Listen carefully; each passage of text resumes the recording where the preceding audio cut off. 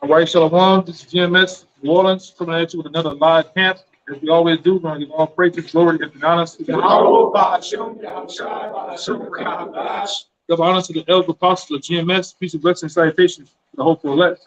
Right, those that fall after the Lamb, Yahweh Shai. Right. We're going to start off camp. Going straight into it. About 2/3 of you of the nation of Israel, so-called blacks, Latinos, and Native Americans, you just can't get it, man. Right, the Lord hasn't gifted you the word. All right, into these times, you're damned, man. All right, 2/3 of you are slated for destruction. Right, because you can't, you don't want the truth of Yahweh Shai. Right, and it's in these times of the great awakening of his precious elect and his people, man. Okay, give me that. You say you had it? I got it. Okay, we good. I got it. Okay, yeah. I think you were saying something. Go ahead. He was saying. You good on the video? No, he was talking. Okay. Yeah, but give me Zechariah. How about it? It's Zechariah. Yeah. Ezekiel 18 minutes. Yeah, I mean Zechariah. I was kind of speed through. So I got that. Yeah, Zechariah. Zechariah chapter 13, verse 8. And it shall come to pass that in all the land, saith Yahweh, 2 parts therein shall be cut off and die. Read it again. And it shall come to pass that in all the land, saith Yahweh, 2 parts therein shall be cut off and die. Right. We always start off with just 2/3 of the two parts and 2/3 of the nation of Israel should be cut off, all right, and die, man. A lot of you are slated to be put to death because you have, for one, it's a spiritual thing too. Slated going back into the old times. A lot of you are marked from the times past. In these times, they can't get the word, man. No matter how much the Lord sent the prophets and teachers on the highways and byways preaching unto you, risking their lives, you're just slated to not get it, man, at all. All right? And you're slated to be put to death.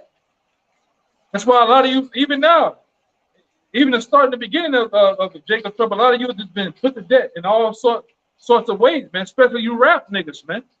You entertaining niggas, man. You celebrities, man. Okay? Go ahead.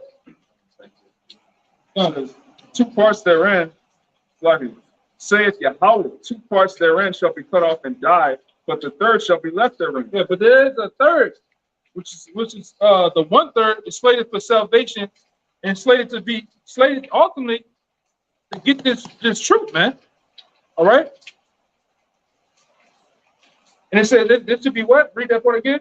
It should go. What about the 1/3? The third shall be left therein, and I will bring the third part through the fire. He's bringing us through the fire now.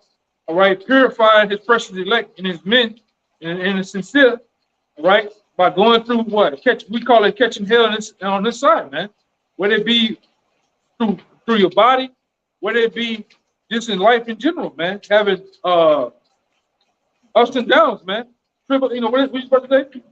Infirmities and different things of that nature, man. That's our part of catching hell, which we always say. I'd rather go through this hell than the hell that's coming from the heavens, man. Which is those ICBM nuclear missiles. I'd rather go through that fire. But a lot of you gonna taste the fire that's coming from the ICBMs, man. 2/3 of you. All right, that's why you no matter I'm gonna keep harping that in. No matter how much we keep pushing this truth and keep pushing the vibration of Yahweh Shai, you niggas just can't get it, man. All right, you can't get it. All right, go ahead. I see you. Yeah. And I will bring a third part through the fire, and will refine them as silver is refined. We're being refined now, man. Broken down the same habits and what we thought was the way of life is getting purified and ran off us, man. Getting burned off us, man. The way we used to think, some of us was in the hood, we used to think like niggas, man. Why that nigga looking at me? You didn't want to be told nothing. You didn't want to get rebuked. That's what they call it the truth, right? Rebuked. In the world, you didn't want a nigga tell you nothing, man. All right? Criticism, just the things that we ate was eating. The Lord basically purified them things off. We don't even think about the shit no more. I don't think about McDonald's. Don't think about pork chops. You got a bunch of niggas over there right now eating crawfish, man. Don't think about that shit. All right, crabs. All right. So those things, Huh? Getting minor. Yeah, getting to learning, man. Smoking that goddamn ganja. The weed shit, man. We don't think about that shit no more, man. Which I was never into that shit, you know? Smoking the weed, wearing the dreadlocks. Niggas being pretty boys, man, for them hoes. Actually make your life easier. Huh? It actually make your life easier. Oh, yeah. When you're not- Them goddamn holidays, man. You know how much money I done saved in the truth? Not dealing with them goddamn holidays, man. All right? You got from Thanksgiving all the way going to New Year, then you got Valentine's Day. You know how much money I done saved, man? All right? In the barber, man. In the barber, nigga fucking lining up anyway, man. You got to get one line over here in New Orleans, the other part in Utah, man. I save money with that shit, man. I cut my own shit, look. I gotta worry about it, man. All right? But that's just a small, that's nothing, man. That's the hell we gotta, you know, the ridicule been talked about and the bullshit. I can deal with that. But go ahead, you got a little more? And will try them as gold is tried. Yeah, we've been tried in various ways, man. Right? We've been tried. Satan. How about you shot through Satan and other different ways gonna try you, man, just to see if you're one of his men. All right? And that's okay, man. We go through, you know, through the will and the faith of Yahweh Shah that we get through those little small trials, man. Test us. The Lord put us through. Okay? Go ahead, This day is still talking about the 1/3 of the elect. They shall call on my name, and I will hear them. You hear that? It says they're gonna call on his name, which his name is important. A lot of you Israelites out there that's in the so-called in the know, you figure that you can call the Lord whatever you want to call him. His name doesn't matter, but his name does, man. All right, his name does. You 2/3 out there, you think call him Jesus. I don't know him as Jesus, Yeshua, Yahweh. Y'all call him all type of shit, man. All right. Oh, he's all calling colors. It don't matter what his name is, man. All right, but you niggas, it matters to you because you've been worshiping for the last 30-some, 20-some years of your life. You've been worshiping Caesar bullshit. All right, and still do. Go ahead. I will say it is my people, and they shall say Yahweh is my power. Yeah. So the Lord gonna be with the 1/3, man. The 2/3, it's not slated for you, man. You can't get it. The Lord has blinded your mind to where you can't get it. Right? Give me that the Isaiah first. The Isaiah 6. But back up. I'm gonna get two out of the way. Get those precepts. Got what you have for that. Then I go to the Isaiah 6. All right. Just to back up the point you made at the beginning.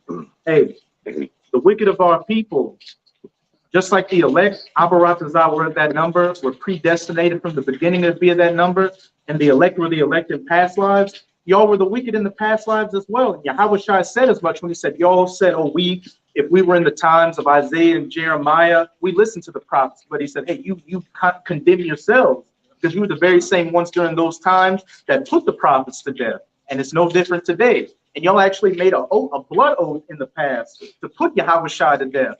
And hey, you're having to repay that oath in these times now. This is Matthew 27. I'm going to start at 22. Pilate saith unto them, what shall I do then with Yahweh Shai, which is called Hamashayah? They all say unto him, let him be crucified. And the governor said, why? What evil hath he done? But they cried out the more, saying, let him be crucified. When Pilate saw that he could prevail nothing, but that rather a tumult was made, he took water and washed his hands before the multitude, saying, even Pilate himself found no charge in Yahweh Shai in the allegations that y'all was bringing against him, man. A fucking heathen, a Edomite, man. But what you niggas did, you niggas say, fuck it, still crucified. It's the same thing you do us today, man. You find no charges, you call the police from down the goddamn street, all right? You make all these allegations, hey, them niggas raping little children, they raping. I've been, like I said, you've been in the truth for years, you know, you have not been pulled up not one time. Where's the person that we done done this to? Where's the paperwork? But that's what you niggas just run with shit, man. Just like you was doing back then. Y'all was just running with your own allegations and your own charges. Even though you know it's a lie, you still wanted the Lord to be put to death, man. All right, let's see what happens. I can make a point real quick. You might that Coach Redfield guy that's in Ukraine. What's his name? Leroy Gonzalez or something? And just to back up what you said, that even Pilate, a heathen, could see that Yahushua was innocent. You had brothers doing a commentary on a clip from that guy, Leroy Gonzalez, the Coach Red Pill guy over in Ukraine, talking about how Tucker Carlson left Fox News. And he said the reason he had an issue is because the Biden administration was coming against what he called the African Hebrew Israelites. And while he was talking shit, he was saying, but they don't do anything. All they do is just preach what they say on the streets. They aren't out there like Black Lives Matter burning down buildings. Yeah, we got a computer, incense, in the Bible. Yeah. It's like, what are we doing to anybody, man? Tell the truth. Yeah, the truth hurts, Burn man. the incense, man. The truth hurts, man. That's how much. Like I say, this is gonna come back up to it, right? When the persecution comes, our faces get put up there on billboards, TV, all right? And you gonna have niggas out there that don't mind just kill them, just put them to death, man. That's what you niggas do, man. You niggas run just like the people in America. They're running a pack mentality, same as you Israelites. You 2/3 out there, man. You don't know what the hell going on, nor do you give a fuck, man. Just give us what Caesar has for us, man. All right, keep going. That's the pride on our people, because when they said crucify him, they said that his blood be upon him. So it's like they didn't even care. Like, well, They made that. yeah, well, it is what it is. It's just like anything. Saying, I am innocent of the blood of this person, of this just person, see ye to it. Verse 25, then answered all the people and said, his blood be on us and on our children. Yeah. And it's slated for today, because there's another scripture where you go to where it says, it should not be forgiven in you in this world, neither the world to come. And that's why it's slated for a lot of you in this world that's here. You can't get the truth, man. You can't get the truth. I don't give a damn how much sitting down, all right, on YouTube, you watching all the YouTube videos, you can pack in your goddamn brain, man. You can't get it, man. All right, you niggas, you can't pay for it, you can't do nothing, man. Okay, which one you got? That you won't be forgiven in this world or the one to come. Yeah, get it, bring it up. This is Matthew. This is Matthew 12 and 32. This is in red letters, so it's Yahushua speaking. And whosoever speaketh a word against the Son of Man, it shall be forgiven him. But whosoever speaketh against the Holy Ghost, it shall not be forgiven him, neither in this world, neither in the world to come. That was slated for you Israelites, man. All right, it wasn't forgiving you in the world to come, which we are in. That's why a lot of you Israelites, you got guys that come and go. All right, really being marked by the Most High, man. All right, you was those same niggas coming up against you, Yahushua and the prophets. All right, you the same ones coming back today in the reincarnation, because reincarnation is in the scriptures, man. You coming back in the reincarnation, doing the same very thing that you was doing in the past time. Right, everybody's on the scene, man. All right, you got the different Caesars, all right, and different higher ups, and back then they're here in power. You got the same prophets and teachers and the men that were teaching back then here teaching. You have the same 2/3, or the same, all right, the degenerates back then of the nation of Israel back here on the scene doing what they do, man. All right, teaching false doctrine, doing all sorts of manner of wickedness, man. All right, like I say it all the time. Just because you got cars, you got all this modern steam, like modern day time shit going on, and clothes and tennis shoes. All right, if you were to take those things away, it's still the same shit. It's still Roman togas, all right, and the same bullshit that's going on in Rome, man.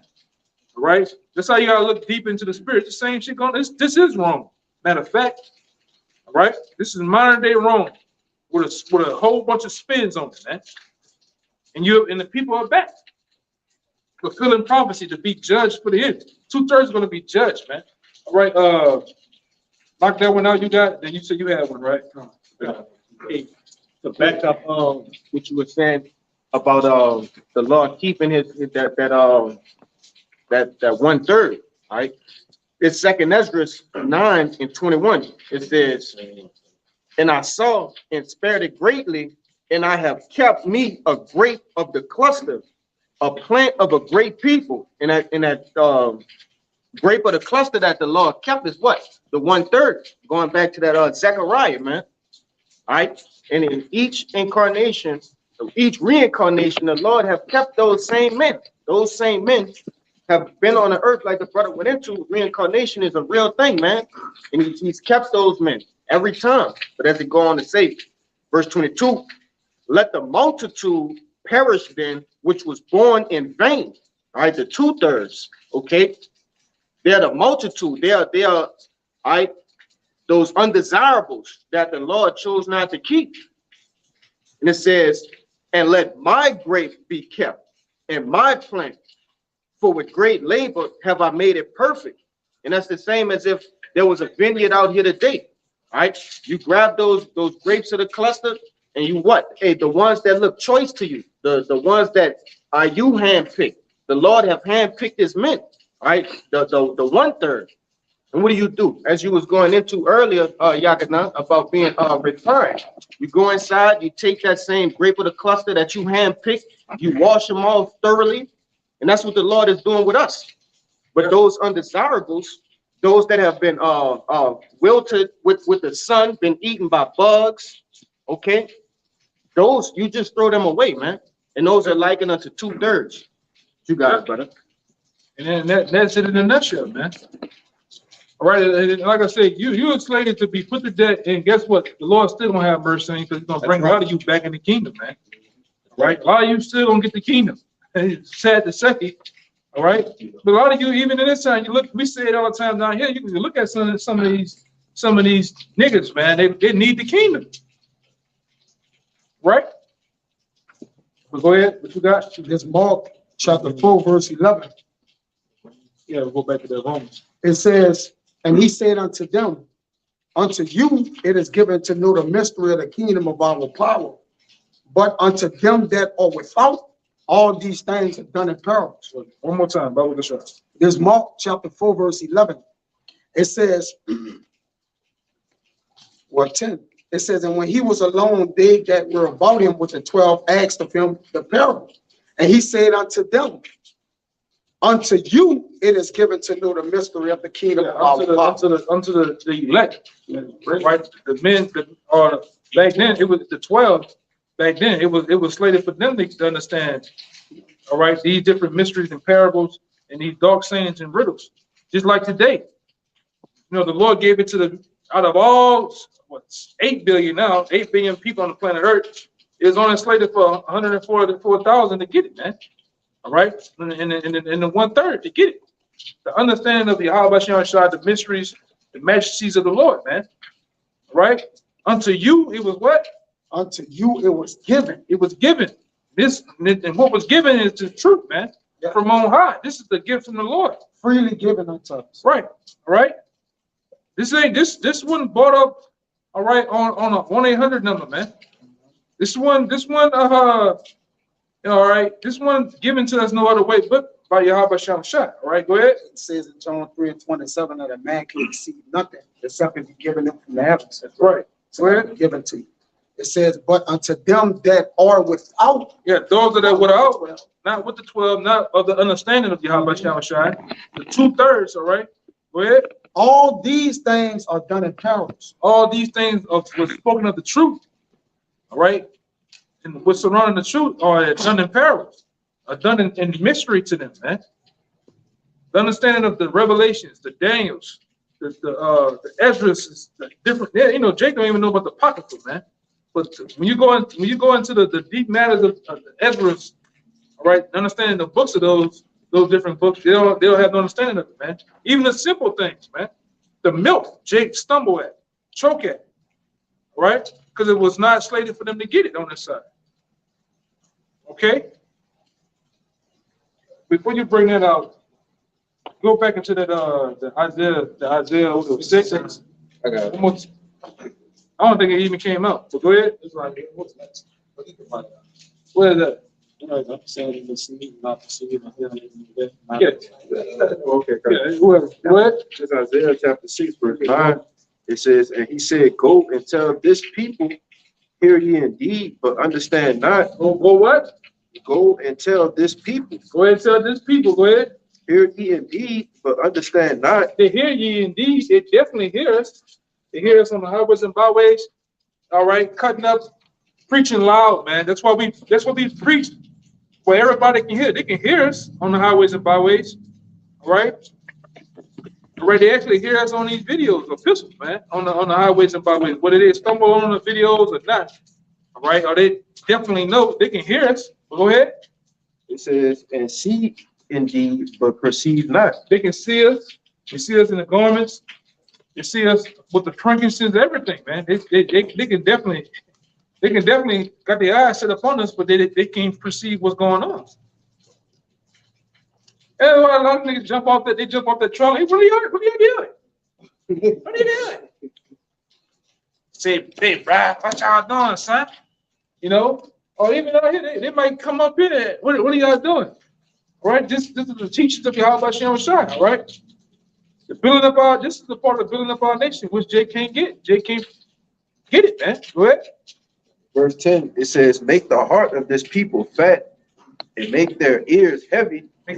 Yo, go ahead. You want it. And shut their eyes, lest they see with their eyes and hear with their ears and understand and with their heart and convert and be healed.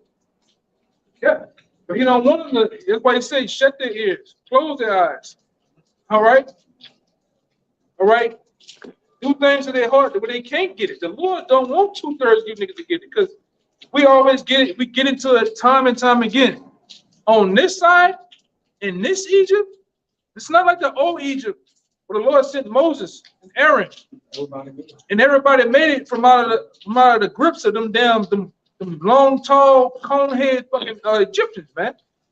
But on this run, in this Egypt, with these new Egyptians, which is Esau, Edom, it ain't slated for everybody to make it on this side, man. That's why we go time and time again. We go into the book of Ezekiel, the 9th chapter. Is they gotta have that mark. Get that too. Ezekiel, the 9th chapter. Hold that one on deck. You gotta be slated to get this, man, from the Most High. If you don't have it, all right, you off with your goddamn ass, man. All right. But that was it, right? I wanted him to get this the Romans 9 first. Couple of 42 right now. This is Romans chapter 11, verse. I'm gonna get him. Go ahead. This is Romans chapter 11, verse 7. What then? Israel hath not obtained that which he seeketh for. And it's telling you exactly what it's talking about. Israel, all right? Go ahead. Have not obtained that which is seeking for. But the election hath obtained it. But the election have obtained the what? The truth. That's what we have obtained. Go ahead. And the rest were blinded. But the rest of Israel were what? Blinded. They were blinded, man. Perfectly blinded from the Most High, man. The angels, that's what this brother was reading. The angels just blinded Israelites, man. Even to this present day. That's why we have a full understanding. Y'all running people off. No, we're not. We're not running nobody off. This is for the elect, man. We out there, we don't want everybody to get it. We just want the elect to get it, man. Right. Those who are slated to and destined through the predestination to get it, to receive the word, to actually follow after Yahweh Shem Shai. We're not out there for everybody to get it. All that hollering and that cussing. Y'all niggas is cussing. Then they cuss 5 seconds later. Yeah. You know? Hey, the angel even told Esdras, because Esdras was feeling bad for Israel. Do you love Israel more than the Most High? It's only that election that's going to make it on this side, and that's the election that the men of the Lord are sent to and concerned with. Everybody else can kick rocks. That's why we're not, like I said, we're not out there to actually, all right, doing some rich dad, poor dad book and scheme. Yeah, trying to for you niggas to get it. No, we're not out there to do that, man. We out there to preach the truth of the matter and the prophecies, all right, that's slated for the world, and we out there for the elect to get it, man. That's it. All right, we already have a full understanding that the Lord is blinding you niggas, man. That's why even in this time, we all about really teaching the prophecies. We're not out there to get into a debate with no niggas. Because hey, man, that's let the what it say? Let the wicked be wicked yeah, still. Let the wicked be wicked still, man. We're gonna go a couple of scriptures with you, whatever like that. We ain't out here to really for you niggas to get it, man. It's too late in the game. If a nigga can't get it, we're We're moving on. Yeah, that was a great statement, man. Go I ahead. appreciate verse 8. According as it is written, the Most High hath given them the spirit of slumber, eyes that they should not see. Lord had given them niggas the spirit of slumber. A lot of you niggas are asleep. You in a coma. You comatose, man. You deadheads. We see it all the time. We experience it week in and week out. Whether we at work, whether we in passing. Oh, I know you the YouTube guy, right? Yeah, you know, hey, brother, I know the truth. Yeah, you know the Lord named Yeshua. You just look at the nigga. You get that Metal Gear Solid thing come up. Yeah, brother, I'm about to. Shalom. Yeah, you just. Yeah, they can say shalom, family. It's time to go, man. You know. And we see a lot of you guys are bugged out, man. A lot of you guys are bugged the hell out. Go ahead.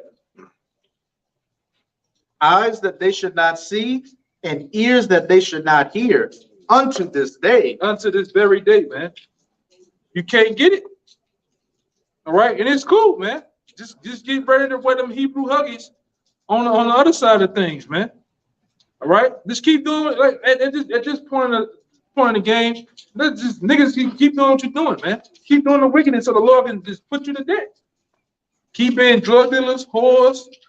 All right, just all out niggas. All right, just keep doing the shit that you're doing, man. Because the Lord already, like I say, the Lord already got you slated to be put to death, man, on this side. And we very much in them times. All right, we talking the future tense. It's happening now. It's happening now, man. The Lord has turned this thing up, man. All right, and in any day now, things can happen to where there's an economic collapse. All right, there's sedition amongst men, and you niggas gonna get persecuted. All right, you're gonna get rolled up on, man. All right, like Max, I want to make a point. all right, and it get you brothers over here. Whoever had knock some of y'all out. Hey, that's why it's saying Jeremiah the 15th chapter, all the things that's gonna happen to the 2/3, and we understand what's gonna happen, and we want that, man, because you just prolonging the kingdom, you know. You guys, I just want to say that. All right. Ain't you? Any one of y'all had something? One of y'all? Yeah, go ahead. Okay, let's get some of them out. Knock them out the way real fast. Now come back over here. Yeah, earlier, me and Kaya both, we was holding the same precept in that Mark 4. I just wanted to start up a little bit higher for this one verse in verse 9, Mark 4:9. And it said, and he said unto them, he that hath ears to hear, let him hear. And like I said, and that's obviously not going on hearing, because we all hear. And even I was just talking to the brother just now, if I'm not mistaken, it's the camp out there in Holland, and they're like a deaf camp. So it's not going off of the hearing, it's going off your understanding. You know, if you can understand this, you're going to understand this. But like I said, that's only permitted to a certain amount of men, to certain men, you know. But real quick. Okay, I just 2 Corinthians 4:3. But if our gospel be hid, it is hid to them that are lost. What did it say? But if our gospel be hid, Yeah, this gospel, this good news. All right. If this gospel be hid, it's hid to them that are blinded, man. All right, because the Lord is basically what the Lord have done in these last couple of years, man. The Lord has put this truth front and center to the world. All right, and like I said, we didn't heard the stories from the apostles and the elders of that have been around. At one time, they felt like this nobody was getting it. And then what happened? What happened? Around the 07, it was just a boom. Then we came along. Then after that, it'd been a boom of you brothers, man. All right. And guess what? This thing ain't hid, man. The Lord tell you, he don't hide a goddamn thing. Everything he does has been put in front and center, man. This truth been around for a while now to the point it's on your mainstream media, man. Lord calls certain events. What are they talking about? What are these black Hebrews? No, they try to say black Hebrew Israelites. That's what they say. But then, what are these Hebrews they talking about, man? You got cats, Edomites, and different things. Hey, man, Jake, I seen y'all in Chicago. I seen y'all out here. Y'all are, you know, other parts of the world, man. All right, but it ain't here. But what is here is just true to those that can't get it, man. That's what hid. Like the brother said, this ain't a thing of really your faculty, because we had a guy that was actually blind, literally blind. He at some point he got the truth. You got brothers that actually have situation with their death, man. But the Lord gave what? Still gave them the truth. Still they out there teaching, man. That's why I say there's no excuse in this thing. You got judge, oh my ass, my stomach, oh my. Hey man, that shit gotta be there coming off your ass, man. I'm going to go teach, man. You got goddamn excuses all the goddamn day, man. That scripture talking about making your body a living sacrifice, man. What are you doing? Oh, I'm taking the day off. Ain't no goddamn days off, man. Ain't no vacations in this truth, man. Car broke down. My car broke down and all that other shit, man. What the fuck you doing, man? If you feel like that, you come into that spirit, it's best that you stay your black ass at home, man. Leave it up to the men who's serious, man. Stop half-stepping and playing. Because if not, man, the Lord gonna roll on you. A lot of you guys that so-called in the truth, the Lord gonna start rolling on your ass, man. Killing you, man, because you've been bullshit playing. You're really not in this for the right means, man. You still got issues, hard issues, man. Okay, go ahead. It is said to them that are lost, but in whom the power of this world have blinded the minds of them. He purposely blinded the mind. We went through scripture to show you that the Lord has purposely, through the angels, blinded the minds of you people, man. You, the 2/3 out there, that you don't get it. The Lord for everybody. The Lord saves. That's all you niggas say, the same regurgitated shit, man. You all love. Yeah, he all love. I'm dousing the blood of Jesus. Oh my God. Yeah, you say that shit. Then you say, when we bring out scriptures combating the shit that you saying through the scriptures, oh, see them niggas tripping. You gonna bust heaven and hell open. That's what you niggas say, man. Yeah. Because you can't, you just, go ahead, Doc.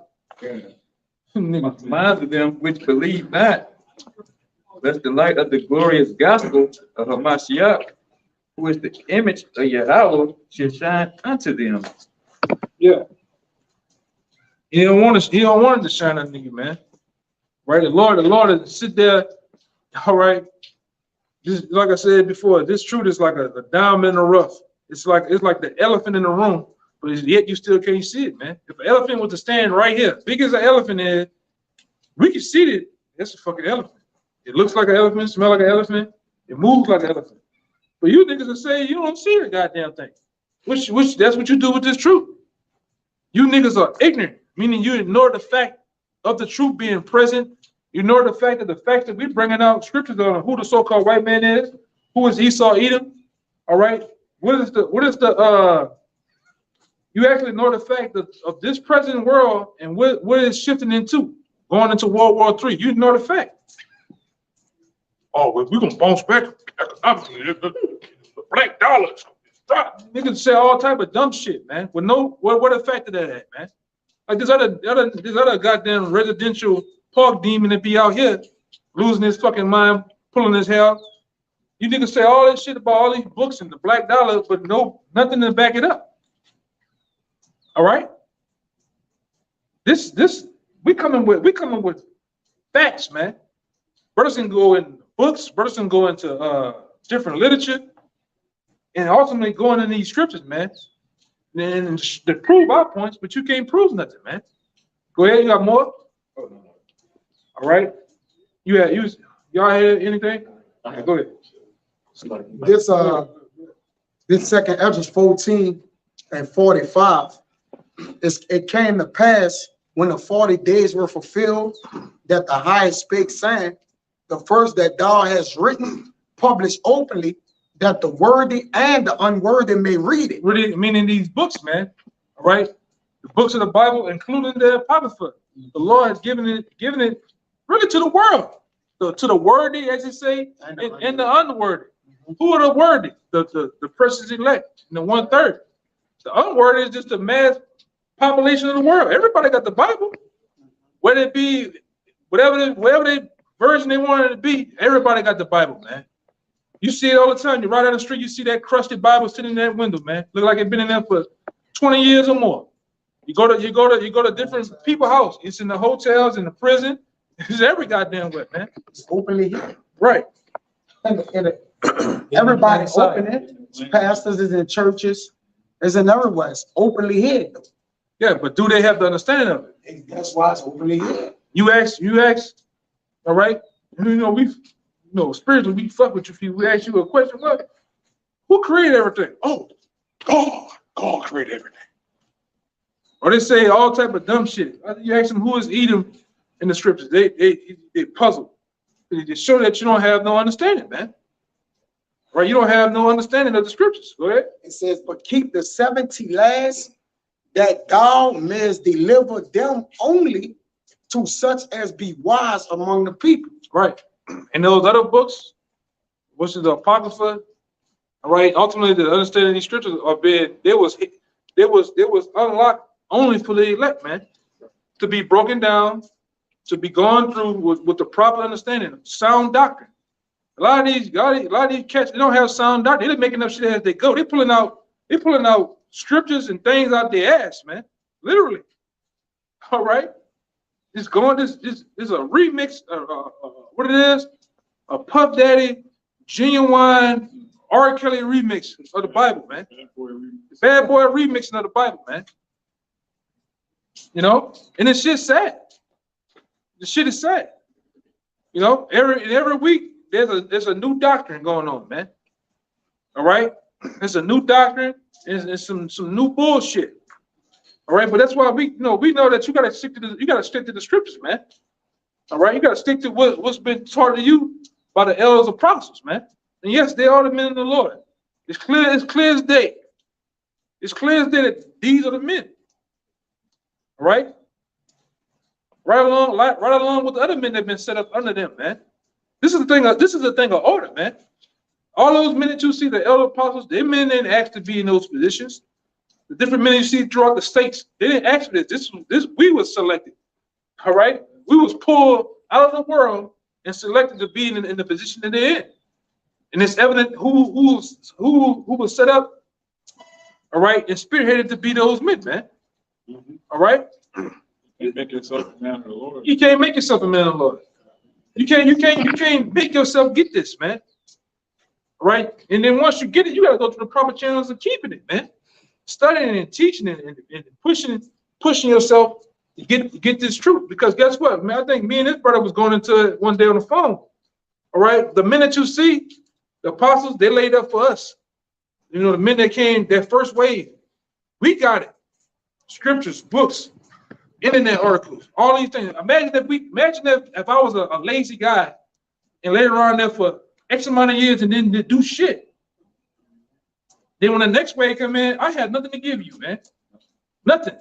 I can't teach you how to be a man of the Lord through my actions and the way I act, my conduct, my behavior. Imagine if I just didn't do nothing in the scriptures and actually get the breakdowns of scripture. It should have been in the tailspin, man. Should have been all over the goddamn place. But that's why it's important for you men, you brothers here, to get it for the next wave, because the wave coming, man. The last wave of this thing, before all hell breaks loose, the Lord gonna allow men to come in. You got to be able to give them something, man. You see, we don't labor for ourselves, but also for those that seek wisdom. Yeah, that's behind us. Yeah, that's coming in. It's like having a vehicle, and you take care of the vehicle because at one time you're gonna give it up, but you don't want it. The next when you trade it in, it's all piece of shit, all that other shit. So you laying up this thing for other men, man. All right, that's why you have to go and get it, meaning get the qualities of the men that set before you, the qualities of the elders, apostles, and the elders that's in your camp, how they act, how they can conduct themselves, the things that they do, processing certain situations and things that come into play. Even in scriptures, man, it's important that you get it. That like when other men in the camp ain't around, that you can dive in them scriptures and cut somebody up. You can give them the proper understanding. You don't have to call on the phone. Hey, brother, what that scripture is? Hey, hold on. Deal with him, Mark. You You can deal with him, man. Put the phone Yourself. on speaker. Yeah. You gotta do it's important. These things are important, man. Go ahead. for in them and these men that's is such as be wise among the people. Right. For in them is the spring of understanding, the fountain of wisdom, and the stream of knowledge. Yeah, all those things are unlocked and unleashed to the precious elect, man. Mhm. The fountains of wisdom, knowledge, and understanding, man. And it's important that you have it. It's important that you understand and have that name. Have that understanding, man. In these times, because we in some beautiful and the most top times of the world, man. All right, we can see that any day now the MOTB can be declared, man. All right, the markets of the economy are fragile. All right, which gonna lead up to other things. We can see this shit, man. Food shortages. Right. All right. I got me. You said that one? Yeah, Okay. a little bit. Yeah, that had them over there. Them come back over there. Because like the elder was saying, these things are hidden to the world, Mhm. but we could clearly see it. Right, being visionaries, right?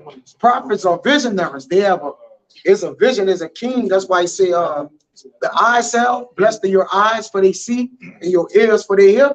It says, but this is Song of Solomon 4:12. It says, a garden enclosed is my sister, my spouse, a spring shut up and a fountain sealed. So the men that has a spring of understanding, the fountain of wisdom and the stream of knowledge is sealed. It's sealed with them, man. The Lord got it with those men, and they're telling it to the world openly, man. All right, but though yet they can't what? They can't get the water, man. So they're gonna remain in drought. You got it. Right. Yeah. Drought. Let them get them. They get something before them, right? Like a cute spirit, all over. But real quick, to back up what you just said, though, this Galatians 6:4. But let every man prove his own work, and then shall he have rejoicing in himself alone and not in another. Right? You got to prove your own work so that you're not relying on another man's understanding for you to make it through, man. There's gonna come a point where you're not gonna have Google, all right? You're not gonna have, the Blue Letter Bible. You're not gonna have the apostles or different brothers' pages to search on. You're gonna have to rely for a season on man, because you're gonna have to trust that the Lord gonna deliver the truth into you through men.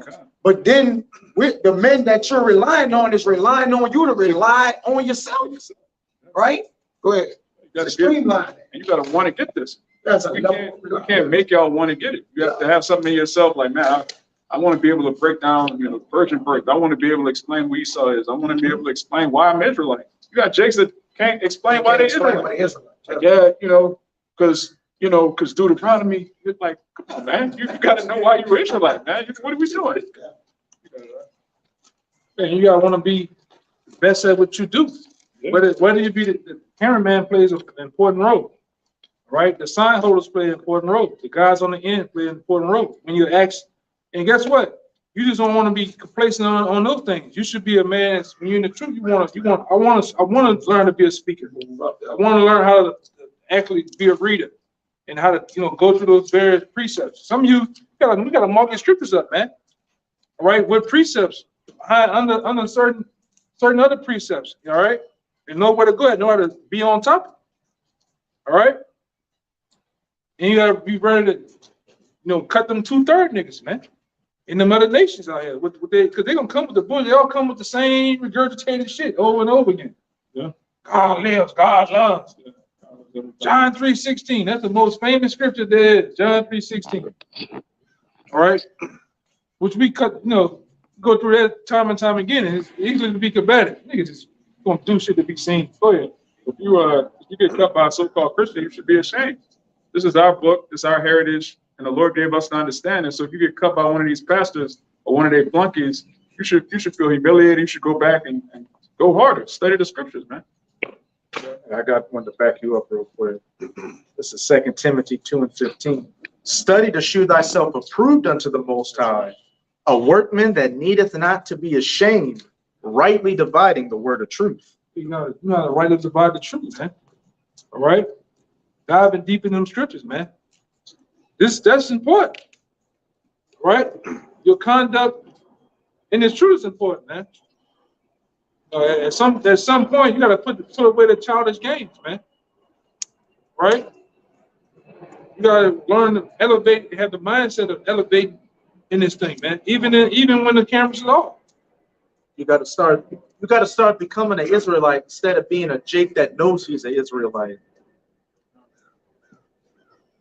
Different light of the Most High.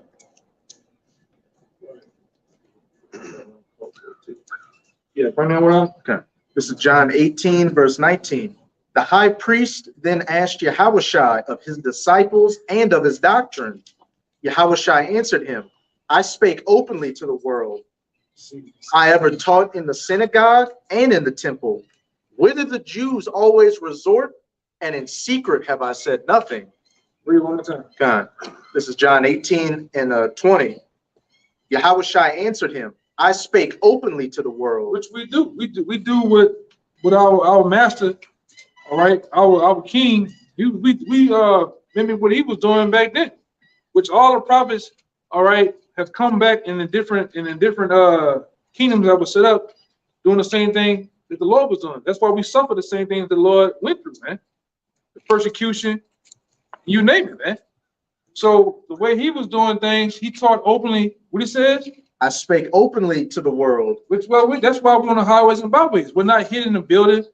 All right, we're not just internet prophets. And now got a commercial coming on. You sitting there with a back screen and all this other madness, man. Gimmicks. We don't teach like that. We teach openly on the highways and byways on Front Street to the world, man. Where you can actually ask a question and you get your question asked, man. Answered. My bad. All right, we talk.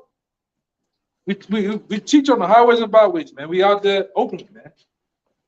Now, we're not like these pastors. These pastors are shut up in the building. You can't say a goddamn thing. You can't even ask a question. Then if you do ask a question, them niggas gonna refer you to somebody else, and they're gonna give you some bullshit answer, man. Well, they leave out the back door. Yeah. Like I say, add to that. Like I said, in other words, they'll close that door. Everything that you come to ask us, the doors is open. If you want to look in there, you want to ask what it is, we give you the answer to it. But like I said, what the pastors do, they close that door. No, don't open that. Don't. We're not gonna go there. We're not going there. Don't even ask that question. Why? You don't need to know that. Even these other Israelite groups, we don't need to know the Hebrew. You don't need to go into the Greek. Hey, did you like the pastor? Say that book is shut up. You ask about revelations to these pastors, or what really the motivational speakers, they tell you that the books are closed, man. Right? They have no understanding, so that's why they can't go through it. All right, go ahead. I ever taught in the synagogue and in the temple, whither the Jews always resort, and in secret have I said nothing. In secret, we have said nothing, man. All right, that's why that guy Tucker Carlson can say what he said. We ain't doing nothing, man. All right, we're not. You don't see us out here burning crosses, hanging people, putting people to death, doing none of that shit. All we're doing is teaching the Bible and striking fear, and really the higher ups, man. You people that you really in your spirit too. A lot of you, like I said, these scriptures cut 2/3. That's why you niggas come up against us the way you do, because you the people from old, man. All right, you just like. Give me John 10 and 10. You just like your daddy Esau, man. Right, that's why it hurts, man. The truth hurts. All right. That other scripture says, they hate him who rebuked at the gate. You want John 7:48. You father the devil. That's the one you want. You're the father of the devil, the tender, the thief who comes not to steal, to kill, and destroy. Yeah, that's the one I wanted too. Okay. That's John. Because they come in just like the so-called white man. You can get both of them, but they come in just like the so-called white man. Because they want to spiritually murder us, man. If it was given the opportunity, it's like if Esau was to put a bulletin board up, a PSA on what do you call it? A bounty. A PSA. Public service announcement on TV, and to put a bounty on us, niggas would hunt us down, man. Esau and Jake would do it, man. How much? 150,000 a head. Oh, they niggas gonna tear it down looking for us, man. After the dollar collapse. You know? You know, niggas will do that shit, man. Yeah, so that's why I say 2/3 are coming like the so-called white man. That's why you niggas act like the white man. All right? That's why Esau come out there talking shit. Well, y'all do this shit. But we learn from the best. We learn from your motherfucking ass, man. Okay? And I said, yes, I said it. I cussed. Go ahead. It's John 10:10. If you can't and don't like what we're saying, close your goddamn ears, man. Right. But go to another channel. Go watch Liz. Go ahead. John 10:10. The thief cometh not but for to steal and to kill and to destroy. Yeah. Just as the 2/3 do, man. You niggas, you come to kill, steal, and destroy, man. Just like the so-called white man does, man. You have no better thing to do to come up and debate shit that you don't know. All right, then you wanna hurt us. All right, nigga get cut so bad, which we understand the scripture tell you in Hebrews how this sword, this two-edged sword, how it deals out and administers punishment to the wicked, man. Niggas that ain't right, man. Yeah, the scripture says it's a discerning of the heart and spirit, man. This shit cut you so bad you want to hurt us. All right, niggas get hurt. Niggas be hurting. Niggas be hurting out there on that block, man. All right, go ahead. That's a little bit more. Right? But while I'm in John, I just want to get this real quick. This is St. John 16, verse, I'll start at the top. These things have I spoken unto you, this Yahushua speaking, that ye should not be offended. They shall put you out of the synagogues. Yea, the time cometh that whosoever killeth you will think that he doeth the Most High service. Right. That still counts for this day too, man. Niggas think they be doing the Most High some service, man. Got that wicked ass nigga out of here. You think we wicked? Yeah. Nigga teaching about the devil. You see him got the horns on. Cause y'all think Caesar Borgia is the Lord, man. They put the horns on. Your nigga devil worshipers. Why didn't say anything? And you ask him, read the sign. Jacob, read. If he can read, read Revelation. The devil worshipers. Jesus. What's the most important thing on the sign, brother? I don't know. You got the horn. No, nigga, right here in the blue. This picture is not biblical, man. You know, you niggas gone, man. All right, you gone. You think that's the Lord? That's not the Lord. And always, what you don't get in your mind. We got a picture of Caesar Borgia. You have a picture a rendering of how a depiction of how the Lord looks in the Bible, but they don't want to register with you niggas, man, because you only want to believe what you want to believe. You want to believe what's been taught to you. And I'm talking about you 2/3. You only want to believe what's been taught to you by Big Mama, Uncle Jesse, all right, and that white ass pastor y'all go to, man. You got cognitive dissonance. You know, you niggas want to you want to believe what you want to believe, man. And that's why we know it's cool. We don't really even get into it. You niggas like, believe whatever you want to believe. We so much at the end of this shit, man. Go ahead and do you, as y'all say. Do whatever the hell you want to do. All right? But we know what's coming behind it, man. That, give me the other one. I got it. Oh, you got it? Yeah. The one The conscience is sealed with a high iron. I got the John 8. Yeah, your father the devil. okay, yeah. This John 8 and 43 says, why do ye not understand my speech? Even because ye cannot hear my word. The same thing we've been going into. That's why it's already. The reason why you don't understand the speech or the what we're bringing out because what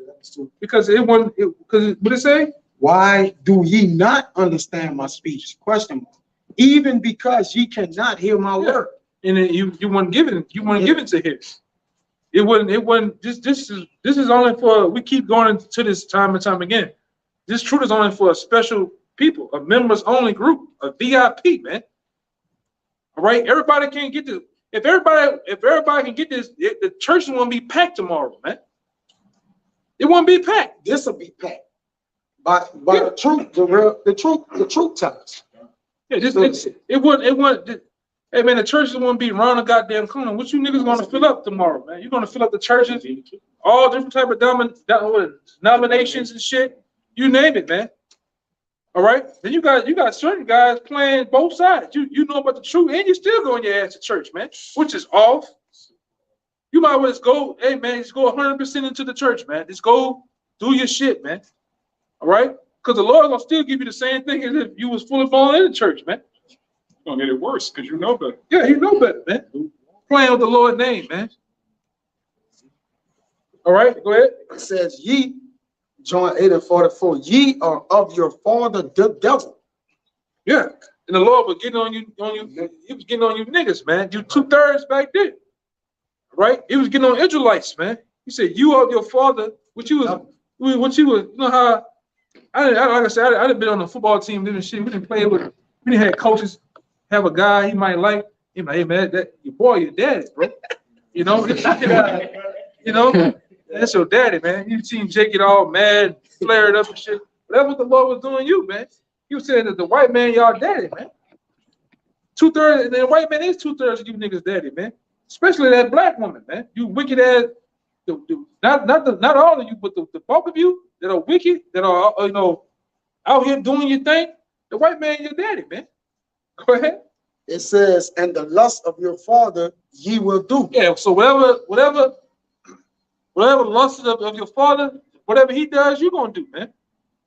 That's why you niggas try to mimic him, you try to talk like him.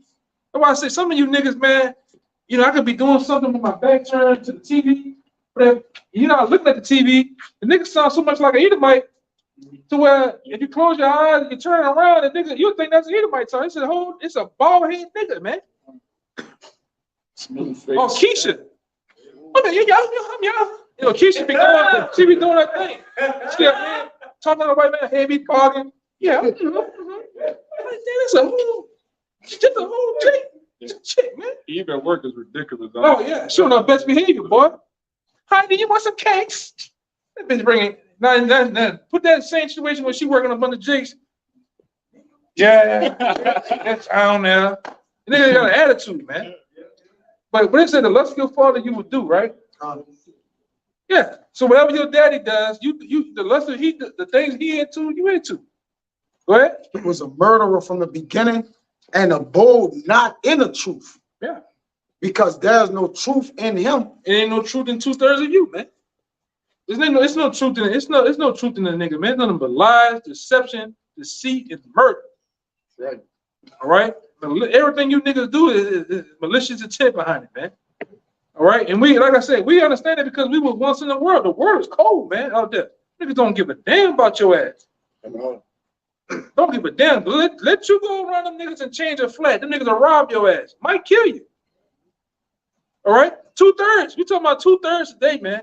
We don't want you niggas ass today. Go ahead. When we speak it, when he speaketh a lie, he speaketh of his own. Yeah. For he is a liar and a father of it. Yeah. And you niggas are too. 2/3 of you niggas are you just like the white man. Yeah, said I been bought this 2024 Benz. Nigga lying, nigga stay with his mama. Nigga, we know a couple niggas like that, man. Niggas, everything come out of your mouth is a lie, man. Like I said before, if you niggas got an apartment, nigga gonna say you got a condo. If you got a condo, you say you got a penthouse. If you got a penthouse, the nigga say you got a compound. That's what you niggas is lying, brother. Nigga just lying. Nigga drive a Chevy Volt, a Chevy Cobalt. And nigga say he got a goddamn some shit that ain't even made yet, man. nigga just lying, brother, all day for no goddamn reason, man. Yeah, because it says when you speak a lie, he's speaking of his own. So you just like the devil. Yeah, he's all about speaking and boasting himself up, man. That's right. His so-called wicked accomplishments in his wicked life, this Satan's playground, man. That's all America is. It's a playground for Satan and those who have to, after the vibration of Satan, man. Which you niggas are after that, man. You all about $1 in the worst wicked way, man. You about getting it however you can get it. That's Juven's song, turning a dollar out of 15 cents or some shit. What do you say? Yeah, well, however that nigga said, that nigga mean that, man. These 2/3, these niggas ain't right. All right, we said 2/3 you niggas ain't right, okay?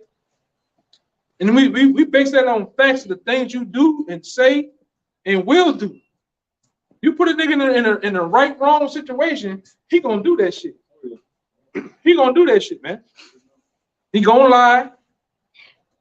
He gonna steal.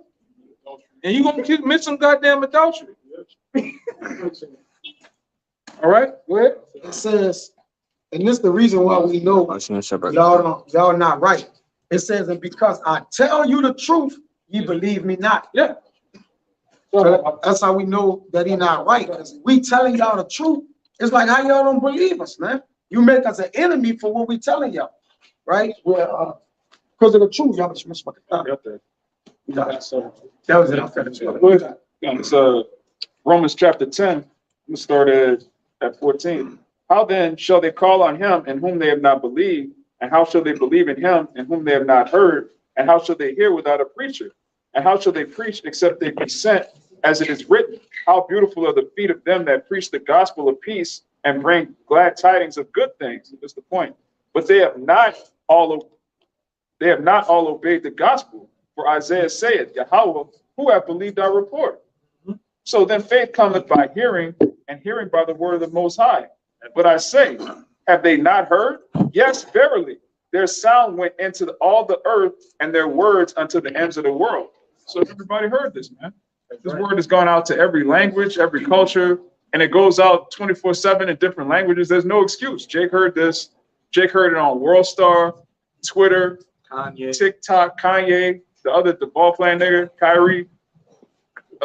Yeah, every Jake knows they're an Israelite. So even that black ass nigga down there in Florida call himself Kodak Black.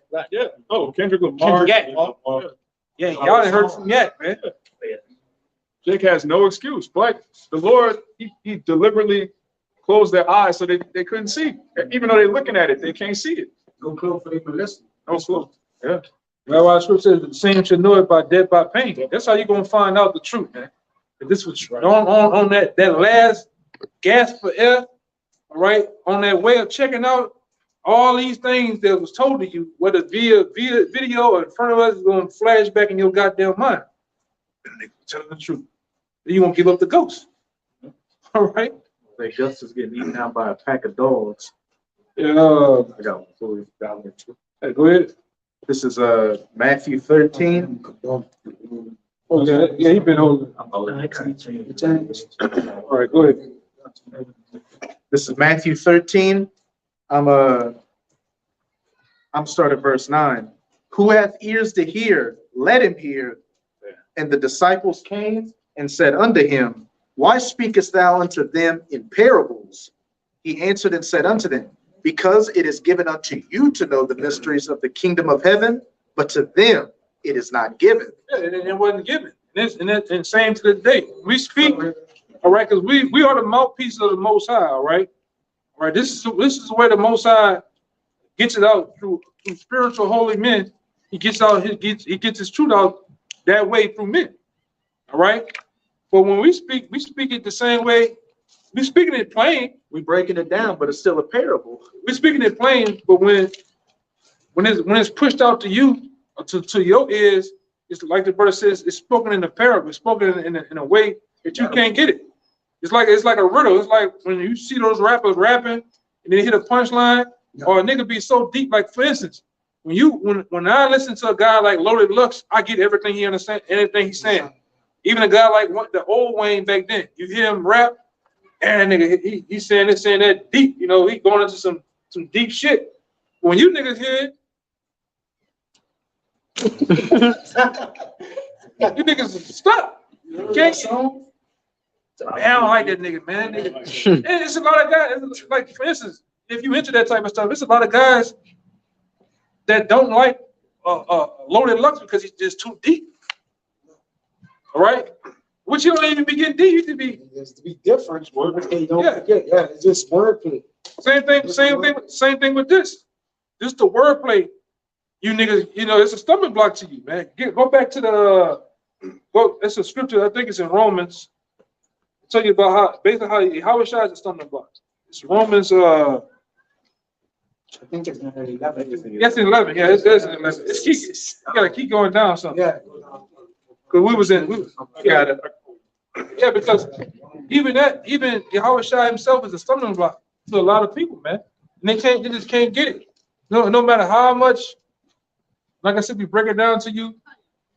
I'm gonna tell you something too. Just us, not only how shot the stumbling block, but just us alone. Some of you guys, you just can't get it because he teach the way that God talking irritates you. The way we look irritates you, man. Right? The garment. Go ahead. The age. Certain brothers can't believe, oh, this man 10 years younger than me, and he no more. Nah, I can't learn from him. Yeah. You're a young whippersnapper, you know. Yeah. That's why they come up there and say, how old y'all? It don't matter. Yeah. The truth don't have age. It's like fine wine. It's fine wine. Yeah. You have an age on it. The truth don't have age How on it. was Yahushua when he was teaching in the temple with the elders? What age? Just cut Pharisees at 12. Yeah, man. Truth don't have an age. Yes. You know, and those things, on those things is a stumbling block to you. And how the Lord chose younger men in these times to preach his word over guys that's so-called gray head, the salt and pepper guys, man. Yeah. All right? Which that don't matter. We got older men in this thing, we got younger men in this thing, man. We got actually guys that just so-called getting out of high school. All right? Now we're in that time too. We got actually Israelites now, where you might have their pops or their moms somewhere in the truth, and they're born into the truth now, man. Cause we didn't, you know, they had certain brothers. I remember when certain brothers in the truth had babies, man. Now those babies are up. They've been brought up in the word of the Lord, man. You got brothers, daughters, and sons saying, "How about you have a shot, man?" Never learned Jesus. Yeah, they never learned Jesus. You know, they never, you know, we don't know, but they never tasted swine, man. You know. Well, go ahead. You had that one, right? I ain't have nothing to call. I got something for you. Yeah, I said no. Yeah. No, you said you had something. Not the wrong. You want to bring it out first? Nah, knock yours out. Real quick. It's Matthew chapter 11 and verse 15, and it reads, "He that hath ears to hear, let him hear. But whereunto shall I liken this generation? It is like unto children sitting in markets and calling unto their fellows and saying, We have piped unto you, and ye have not danced." Yeah, that's what we're doing now. This is a form of a song, of music, a certain frequency. We, like I said, we on FM Q93, you niggas on AM. God. We're piping a song on you, and you niggas is just not dancing. You're not getting down with the program, which we understand too. It's not given to the masses of people out here to understand this song called the truth, man. All right. Yeah, this is a stumbling block to you, man. You just can't get it. Just like you got certain people got, a lot of you niggas got certain preferences. Yeah. All right. You got this preference about, or this misconceived, this notion about how, preconceived notion of how the truth supposed to be in your goddamn mind, man. How God is. Yeah, how God is. In the way, to tell you that we preach after the way that Yahweh Shem shot, man. How the men were back then. The men in the scriptures, when you read the scriptures for yourself, they were rough, man. That's right. They were rough men. And some brothers teach rough, some brothers teach gentle, man. You can't have a preference in it. You can't. That's just a stumbling block to you too. You can't get that. That ain't cuss. Which there ain't no such thing as curse words in the Bible, man. All right. You want to have a preference to where. That's why a lot of you guys are still sitting at home watching the videos, bullshit, man. Because you got a preference. Oh, they got to be sunny. The bird got to be turned. Can't rain today. Can't be too hot. Can't be too cold. All right. Oh, the leader of the camp. I don't like the way how he just his head shake. He's serious. Huh? He's serious. Yeah, too serious. Oh, the signs. And look at the sign. You can't, hey, that's on you. If that causes you not to follow the Lord, hey, so be it, man. That's why I say even the teachings, the doctrine is a stumbling block to a lot of you guys. All right. Elder, if I could add along what you just said, I was just watching the video probably yesterday with the Elder Ariala, and it goes exactly to what you said. A requirement of being in this truth is adaptation. You have to be able to adapt to anything and everything. You know, the spirit moves how it moves, and you know just how the men speak. Different men speak how they speak. But that is a very high requirement of adaptation in the truth. Yeah. Because a lot of you just tuning in, man. All right, you just tuning in. You didn't see the other years of process, me and certain other brothers growing into what we are now. You didn't see that process. You just tuning your ass in. You gotta catch up. Yeah. You gotta catch up. Yes. And this truth have evolved, man. The apostles have evolved into right bigger, and greater men than they are, man. You just tuning your ass. You didn't see the process of me struggling and trying to get this and then blossom into what it is, man. Just because you might tune into one day, brother Raw. That just supersedes every goddamn thing else of what he's saying as far as the truth. And one day you tune in. It might be that one time you tune in, you hear everything pleasant and nice. And then another day comes, the brother Raw, you just, oh, hell with it. Yeah, it can't be the truth, man. He's talking about the Black Queen. Brenda had a baby. That's it. It's true, man. Yeah. If Brenda had a baby, niggas, man, you niggas are gone, man. Go ahead, brother. Other Yahshua at this point, he was like, if you were to take a glimpse of Yahushua when he was cussing out people and he was upgrading the city, if you were to just take a snapshot of that, it would just seem like a madman. You gotta look at a man's whole story. Yeah, I look at a particular book. They call Yahushua. They call Yahushua a rebel, man. You know, and that was in the Roman Empire. They called him a rebel. They called him, you know, he was a hell raiser, man. A guy that just stirring up all type of riots and shit. Fights broke out, man. Behind this truth. Yeah, go ahead. Hey, I better keep it down, bro. Just to back the point you were making. 1 Peter 2:18. Servants, be subject to your masters with all fear, not only to the good and gentle, but also to the froward. Read it again. Read it again. This is 1 Peter 2:18. Servants, be subject to your masters with all fear. Servants, man. Do that, follow after the truth. Right? Be subject. Somebody give me that word subject, man. All right, you got to be subject. Because I remember a couple of years back, there was all God's mind. Yeah, when kaboom, when brothers talking about masters, man. And we have masters in this thing. You gotta know the very master. Yeah. It didn't matter, even though we brought it out. Dictionary.com, etymology.com, niggas' mind still just exploded in their head, man. All right? When you under the tutorship of this truth, you have a master. Right? Just anything. Floyd Mayweather had a master. It was called Roger Mayweather and Floyd Senior Mayweather, man. Nobody and was an expert.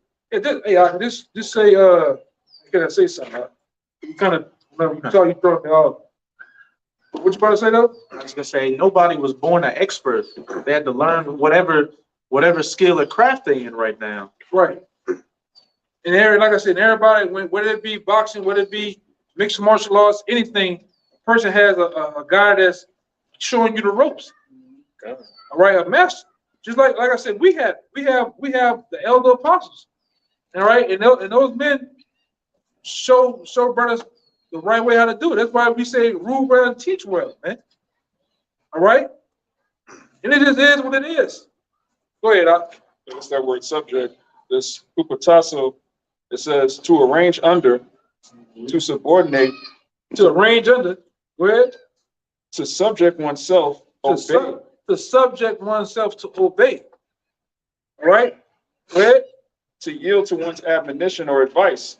To yield to one's what? Admonition or advice. Admonition or advice.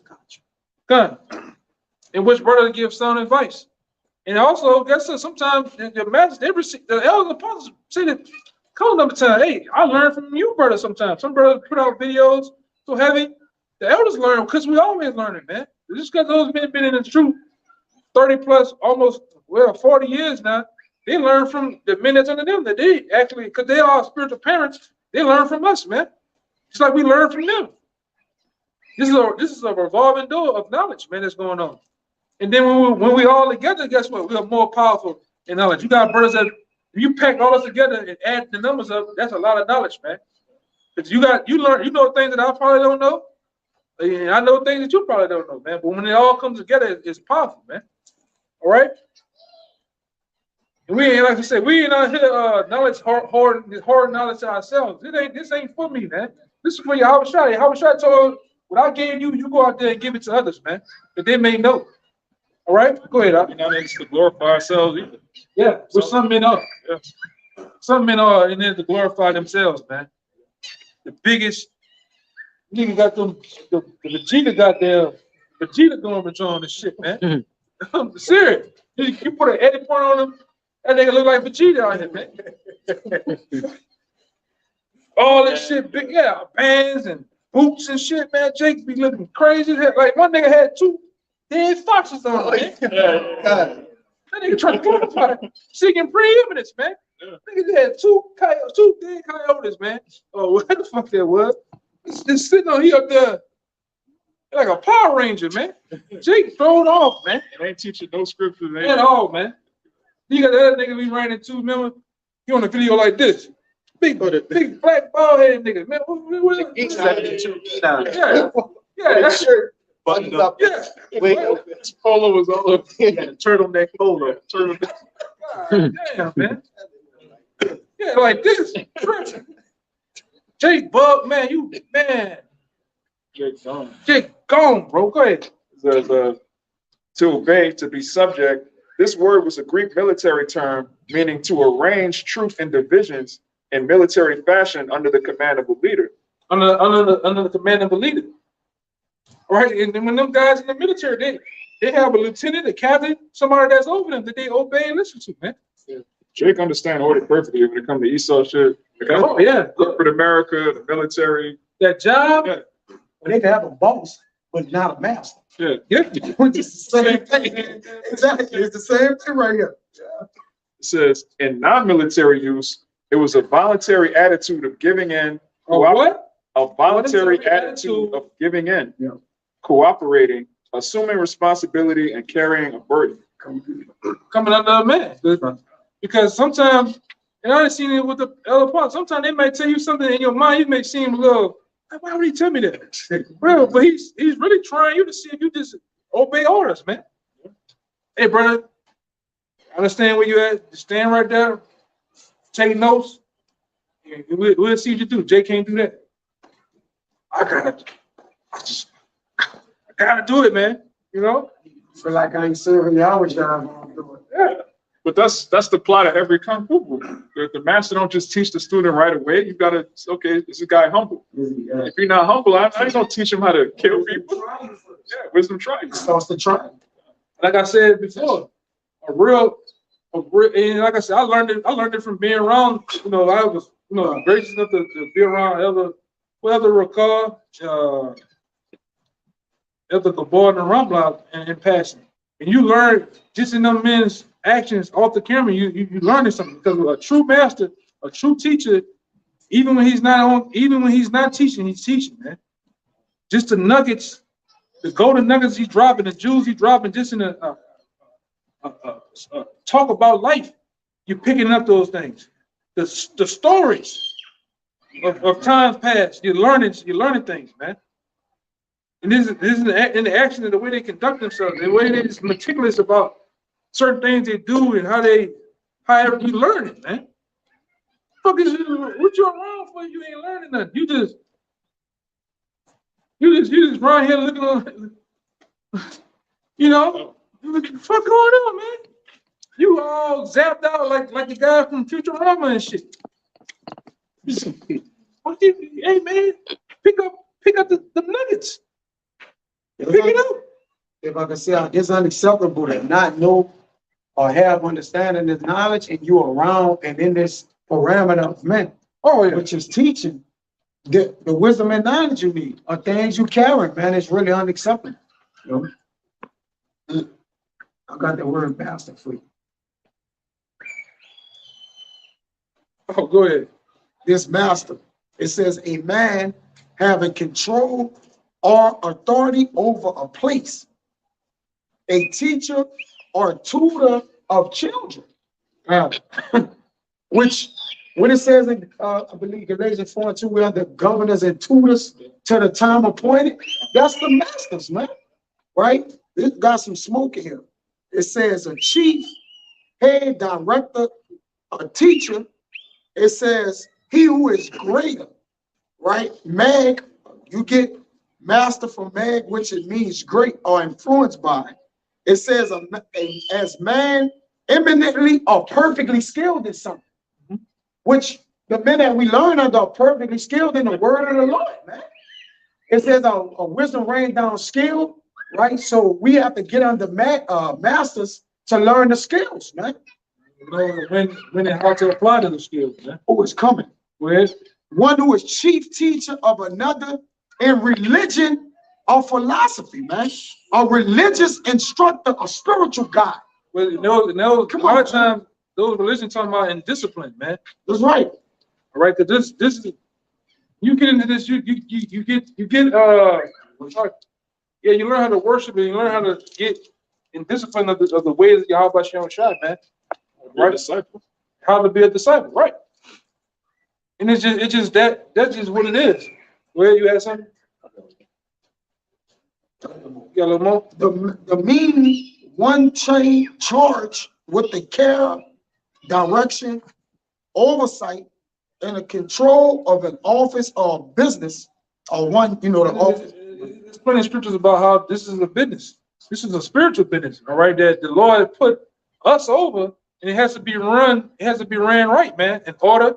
There was scripture, let everything be done decently in order, man. And there's all this thing. There's things how protocols and things how things supposed to go, man.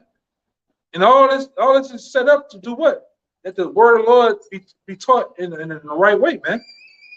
It's not to be held up by our own what it is, ego and pride, man. Go ahead.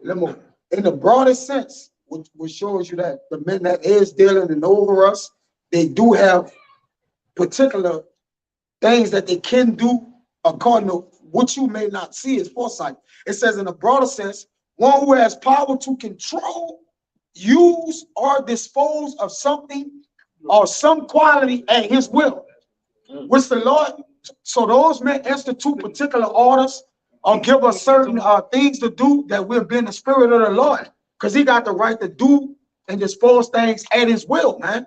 For the men that's under him. So they be like, how you saying that? Or what he did that for? It'd be the spirit of the Lord working through him. You got it. If I could say, and that's where trusting in the Lord come in there. Because if you don't trust the man in front of you or the man that's over you to give you a certain particular order to do something, then what you really doing? At his will. Yeah, I trust you brothers to give, if you tell me to do something, and I know you brothers look at it as the apostles, the apostle, if they tell you to do something, you're gonna do it. You have the faith in the Lord, all right, that he put these men over you for a reason. Right. You got it, bro. Ain't nobody Lord over nobody, man. That's right.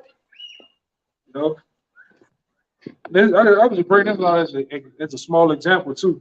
Go ahead, bring them out. It's 2 Corinthians chapter 12, and I started 11.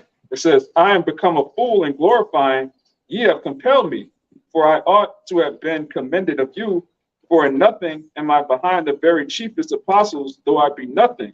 Truly the signs of an apostle were wrought among you in all patience and signs and wonders and mighty deeds. But what is it wherein that you are inferior to other churches, except it be that I myself not burdensome to you? Forgive me for this wrong. Behold, the third time I am ready to come to you, and I will not be burdensome to you, for I seek not yours, but you. Yeah. For the children ought not to lay up for the parents, but the parents for the children. There's another one though. It said, it's Paul talking about receiving money so that I have not power. I can't remember. It's in the New Testament though. It kind of escaped. When he say he wants you and not what you have. No, that's the one he read right there. There's another one that he said, it said something about that I have not power. Oh no, he could have had power, but he didn't use it. Yeah, that's what I'm looking for. He had the power, but he didn't use it. Yeah, He didn't abuse his power. But you had mentioned this earlier. We'll start at the top there. This Galatians 4, starting at 1. It says, now I say that the heir, as long as he is a child, differeth nothing from a servant, though he be Lord of all. So we got to be like little children when we come to the truth. And a child's like a servant. It says, but is under tutors and governors, masters until the time appointed of the Father. So you basically coming in this truth to serve, to learn how to better serve Yahweh Hashem Yahweh Shai. That starts with serving elders, serving brothers, learn how to be a servant. Bring it up. You got it? As 2 Thessalonians 3, verse, we'll start verse 8. Neither did we eat any man's bread for naught, but worked with labor and travail night and day, that we might not be chargeable to any of you. Not because we have not power, but to make ourselves an example unto you to follow us. Bringing that back into the master, because the master sometimes brothers have power to do and say certain things, but they just don't. You know? And then like I said, it just be like that sometimes. You just depend. It depends on whoever the elder or the apostle is, man. Some of them brought up, some of them mellow, some of them just cool, man. And like I said, sometimes it depends on the day. Shit. It just depends on the day. You know what I'm saying? Which we all like that. Sometimes you just be raw in the spirit, man. All right, but does that make the man, does make the man not great? Don't represent? No, it is what it is, man. You know? You read that earlier, Peter. Be subject to your masters, both Gentle and cruel. Yeah, I was trying, he was full. Yeah, very full. But he was gentle too. Yeah, gentle too. And he served. That was the whole situation of washing the feet of the disciples was about. And Peter was like, "Oh no, I can't do that." And he said, "Well, if you don't let me do this, you might well just go watch the business, Peter." And Peter was, Peter was his man. That was his man. It wasn't not. He said, "Under you, I'm gonna do what? Lay this rock, right?" So he was straightforward with it, man. He was straightforward. It's just something that it is what it is, That was it. That was it. Yeah. This is You had something? No. You don't have somebody? It kind of changed, but I mean, I can still apply it. Sirach 39 and 24. As his ways are plain unto the holy, so are they stumbling blocks unto the wicked. Read it one more time. Okay, this is Sirach 39 and 24. As his ways are plain unto the holy. See, his ways. Where are the ways of Yahweh Shai is found in these scriptures? His ways are plain unto the holy. All right, those that are set apart. All right, that are pretty much seeking after him. The ways of the Lord are plain unto them. But it says what? So are they stumbling blocks unto the wicked. But these same ways, these same scriptures, the same ways are stumbling block to the wicked. All right, the wicked gonna find every excuse, every little small knick-knack thing to try to go back and forth on why this ain't the right way, why this and that. Niggas argue about anything, man. Go ahead. Yeah, that was it. That was it. Yeah, look, I had two, and then it is his ways too. Like you said, you got older men, younger men in this thing, men that know a lot, men that don't know much. It's all in his ways too, man.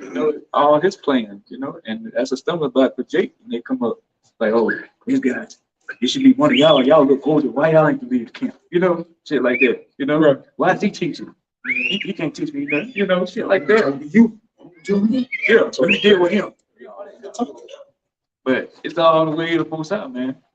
That was your niggas' problem back then, man. That's how we know that you the people. You was doing that same shit to Moses, man.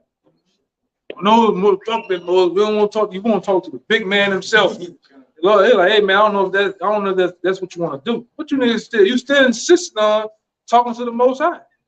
So the Most High to come down and shake shit up to where you niggas, "Oh no, we don't want to talk to him. We'd just rather deal with you." You niggas always had a preference about shit, man. What you have today? You niggas always got a, huh? What you about to say? I said, "Oh yeah, still don't be satisfied." You still don't be satisfied, man. There's no way to please. The only way to please you niggas is putting a lot of you niggas to death, man. Right. All these goddamn purposes you got, man. Who you think and who you believe to be the men in the Lord and shit, man. When the Lord says it's set up and set dead in your goddamn face, man. You just don't like it. Right? We just don't say what you want us to say. All right? How you want us to say? How you want us to say it, man. Like I said, if imminent danger was set in place, anybody out here, like, I'm just going off the cussing thing. The imminent danger, we was on a construction site, all this goddamn machinery, wrecking balls flying around, and you in the way just, make it the effort, you know, you gonna get the hell out the way, man. Oh, that hurts your feelings. I'm ready to quit. That's you niggas, man. But when you go out there to those different sites like that, refineries, construction, anything with heavy machinery, the men talk like that, man. Still, very austere, very direct, to the point, man. But you might not know that because you, hey, man, you know, you niggas been there pissed smart all your goddamn life, man. I don't know, but the men, real men talk rough, man. Yeah. Just like those men in the street was very rough. You know, very, very rough, man. Like I said, to the point, niggas' feelings got hurt, man. Okay? But that's the thing about it. That's, and like I say, the Lord set those things up in plain sight for it to be a stumbling block to you. Like I said, a lot of you, your feelings get hurt off the very most smallest thing, man. Okay? You still have that, yeah. This is 1 Timothy 6, verse 1. Let as many servants as are under the yoke count their own masters worthy of all honor, that the name of the Most High and his doctrine be not blasphemed. And they that have believing masters, let them not despise them because they are brethren, but rather do them service because they are faithful and beloved, partakers of the benefit. Yeah, and look at the apostles, man. 40, almost 40, 30 plus, 35 plus years, 40 years, man. More. Let them be honored, man, of that. Double honors of that, man. Because look how much they dedicated lives to the faith, right? And so much more, you brothers that came just coming in. The men that sit up, elder brothers that sit up before you. Look how long they have, you know, in which a lot of times it's been a short time, you know what I'm saying? It's a short time, but hey, those are the men that fought for Yahweh Shai that stood stiffly, man. And continue to stay stiffly through all the bullshit. Okay, go ahead. These things teach and exhort. Yeah. That's why we talk about, a lot of times we get into the old videos and different things, and the apostles' teachings and how they was coming up when niggas trying to combat them and come up against the word, man. Go ahead. Read it again, though. This is 1 Timothy 6 and 1. Let as many servants as are under the yoke count their own masters worthy of all honor, that the name of the Most High and his doctrine be not blasphemed. And they that have believing masters, let them not despise them. Yeah.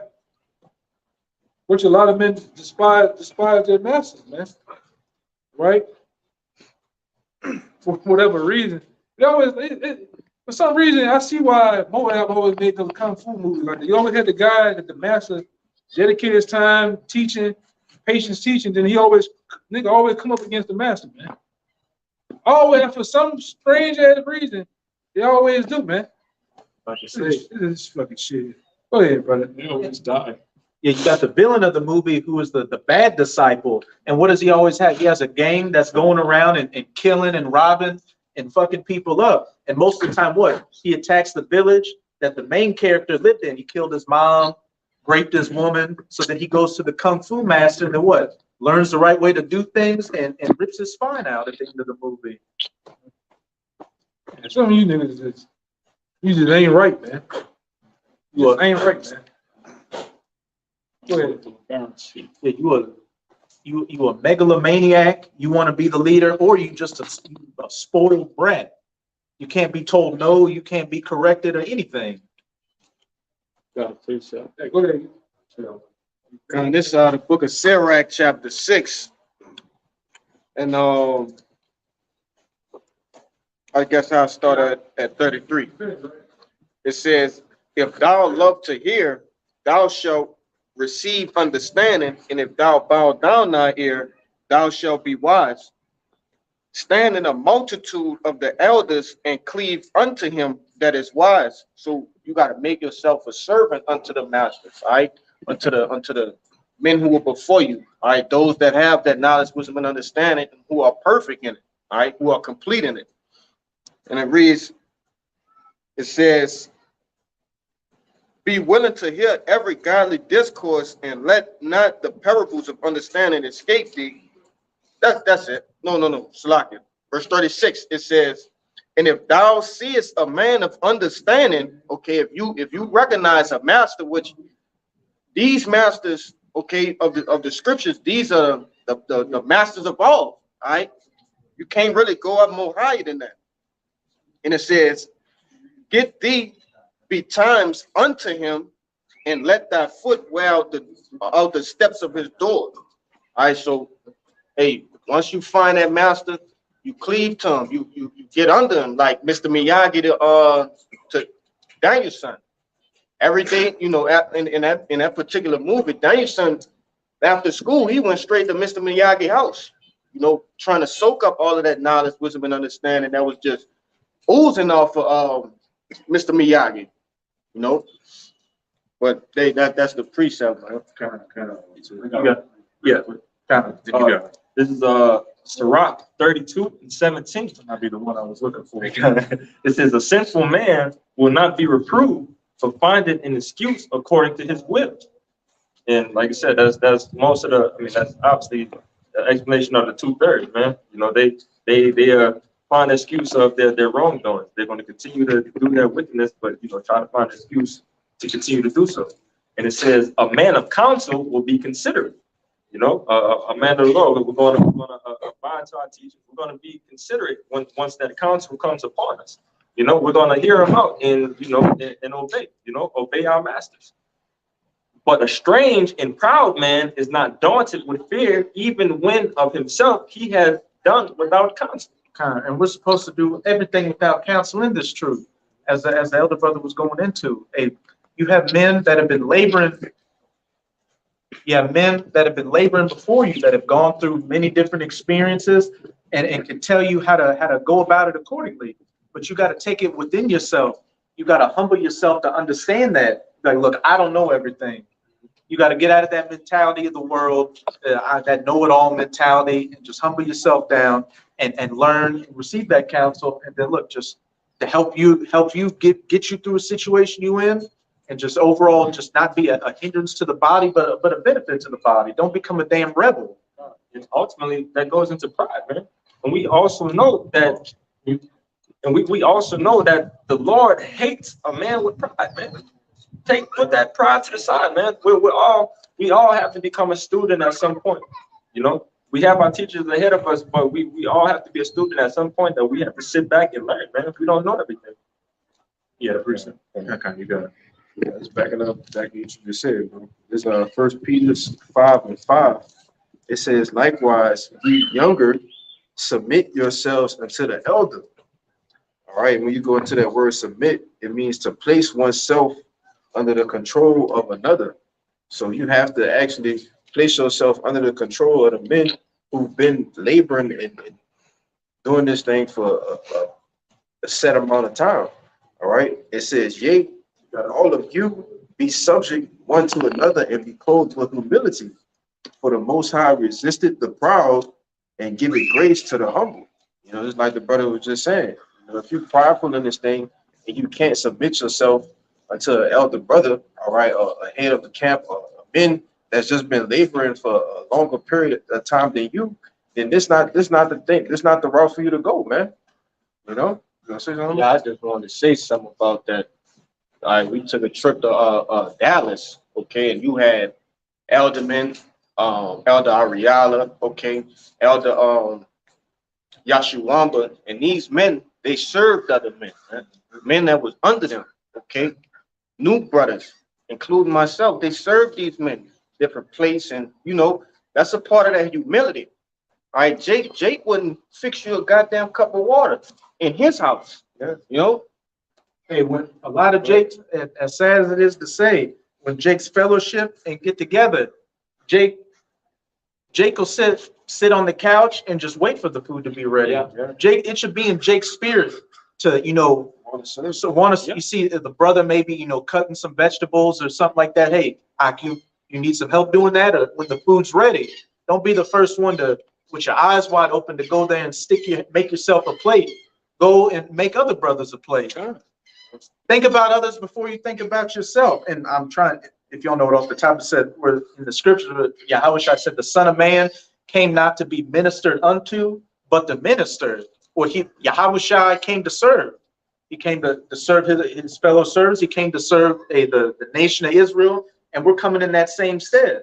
As Elder Brother brought up, Yahweh washed the servants' feet. That's a very humble thing to do, especially with how great great Yahweh was. You the Son of Man. You, the Son of the Most High, but you're washing men that beneath you, not in a negative way, but men that are underneath your authority's feet, which is what the people in this world, a nigga in this world wouldn't even think to even get another man another shirt, let alone wash his feet. So what we're learning is very, what we're learning through this knowledge, wisdom, and understanding is just how to be better servants to what? Become better masters. Because how can somebody become a teacher unless they were a student? I heard the brother Amawad said this a good bit of time. He learned more. He learned a lot more teaching, rather than I mean, I'm not going to put words in the brother's mouth, but just him teaching alone, being that teacher, that helps him learn a good bit more. It's beneficial of being that master and also being a student. Kind of. That's Sirach 32, verse 9. If thou be amongst great men, make not thyself equal with them. Hey, if thou be amongst great men, make not thyself equal unto them. And that's a hard thing for Jake out here. Every Jake wants to be, the alpha male, the chief, the leader out here. But in order to come into this thing, you got to serve. Remember, Yahweh came not to be ministered unto, but the minister. We're all servants underneath Yahweh Bahashem, Yahweh in their order. And Yahweh, let me get it, what it said in Romans real quick. Romans 14. Yes. Yeah, a lot of Jake want to be the top notch, the big gin. Like big gin. Yeah, it would be him. Yeah. But don't know what it takes to be that. You know what I'm saying? Like they say, that old cliche saying, everybody won't be a chief. We don't even have enough Indians. Romans 14:4 real quick. I got it. You have to just get that Romans 14:4 real quick. This one, that kind of. And then we can go back to that. It's the book of Romans, chapter 14, verse 4. I got it right here. I got you. Oh, you got it? It says, who art thou that judgest another man's servant? To his own master he standeth or falleth.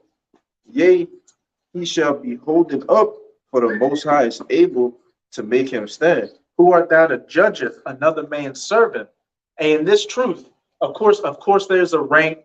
There's the elders and the leaders and everything. But hey, we treat each brother as if they were Yahweh, right? Because we don't know who each of these men are. You could be, a higher spirit in a past life than another brother, but in this life, you're underneath him on this, and he's on top of you. But regardless, every brother is not the Lord over brothers, or treat a man like a nigger, or look down on him, or anything like that. We're supposed to be bringing back that brotherhood, that ancient way of serving each other. I got that one you was looking for. You want me to continue on this? Oh no, that was it. I got that one you was looking for earlier. Which one? Minister to minister. Con. Get it real quick, then we'll go to that Sirach and get y'all's precepts afterwards. It's Matthew 20:27.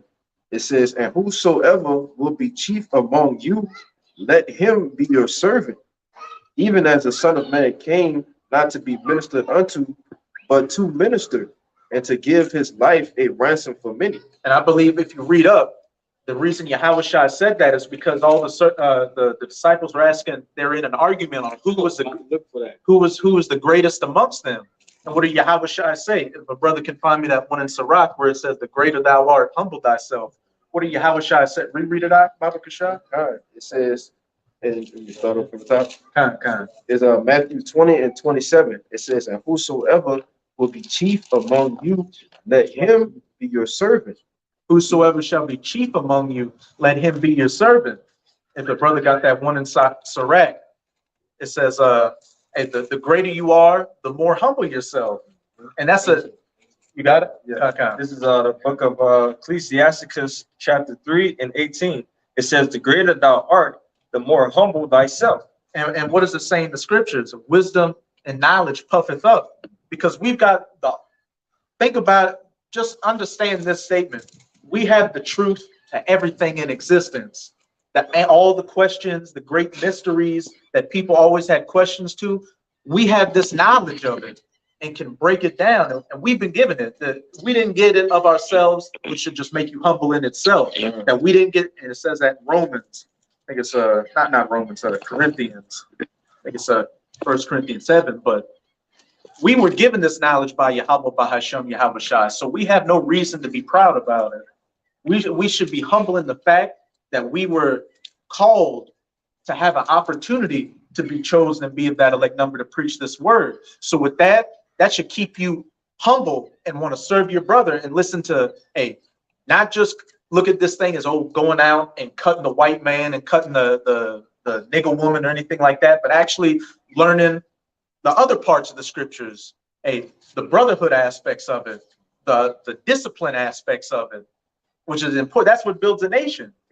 The discipline and the knowledge, wisdom, and understanding of how to work amongst your brothers accordingly. It goes into that, brother. This is I'm gonna read it from the top again.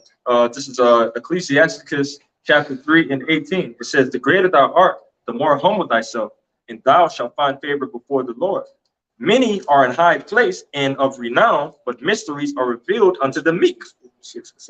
Read that again, Baba Kashan. Verse 19.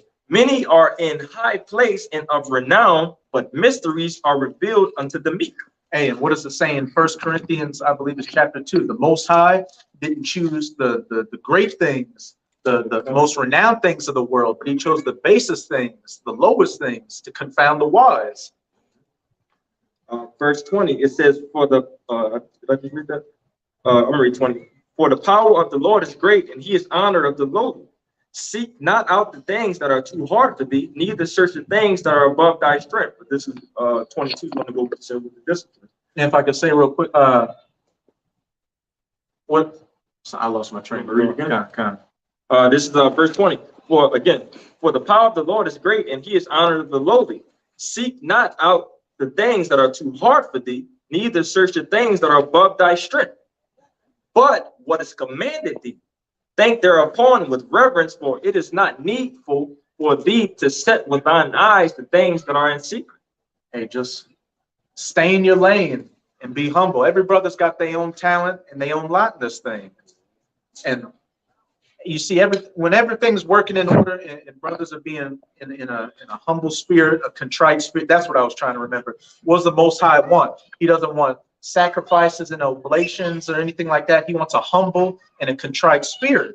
That's what the Most High, that's the main thing the Most High is looking for, is a humble and contrite spirit. I've given you this knowledge. I've given you this great understanding.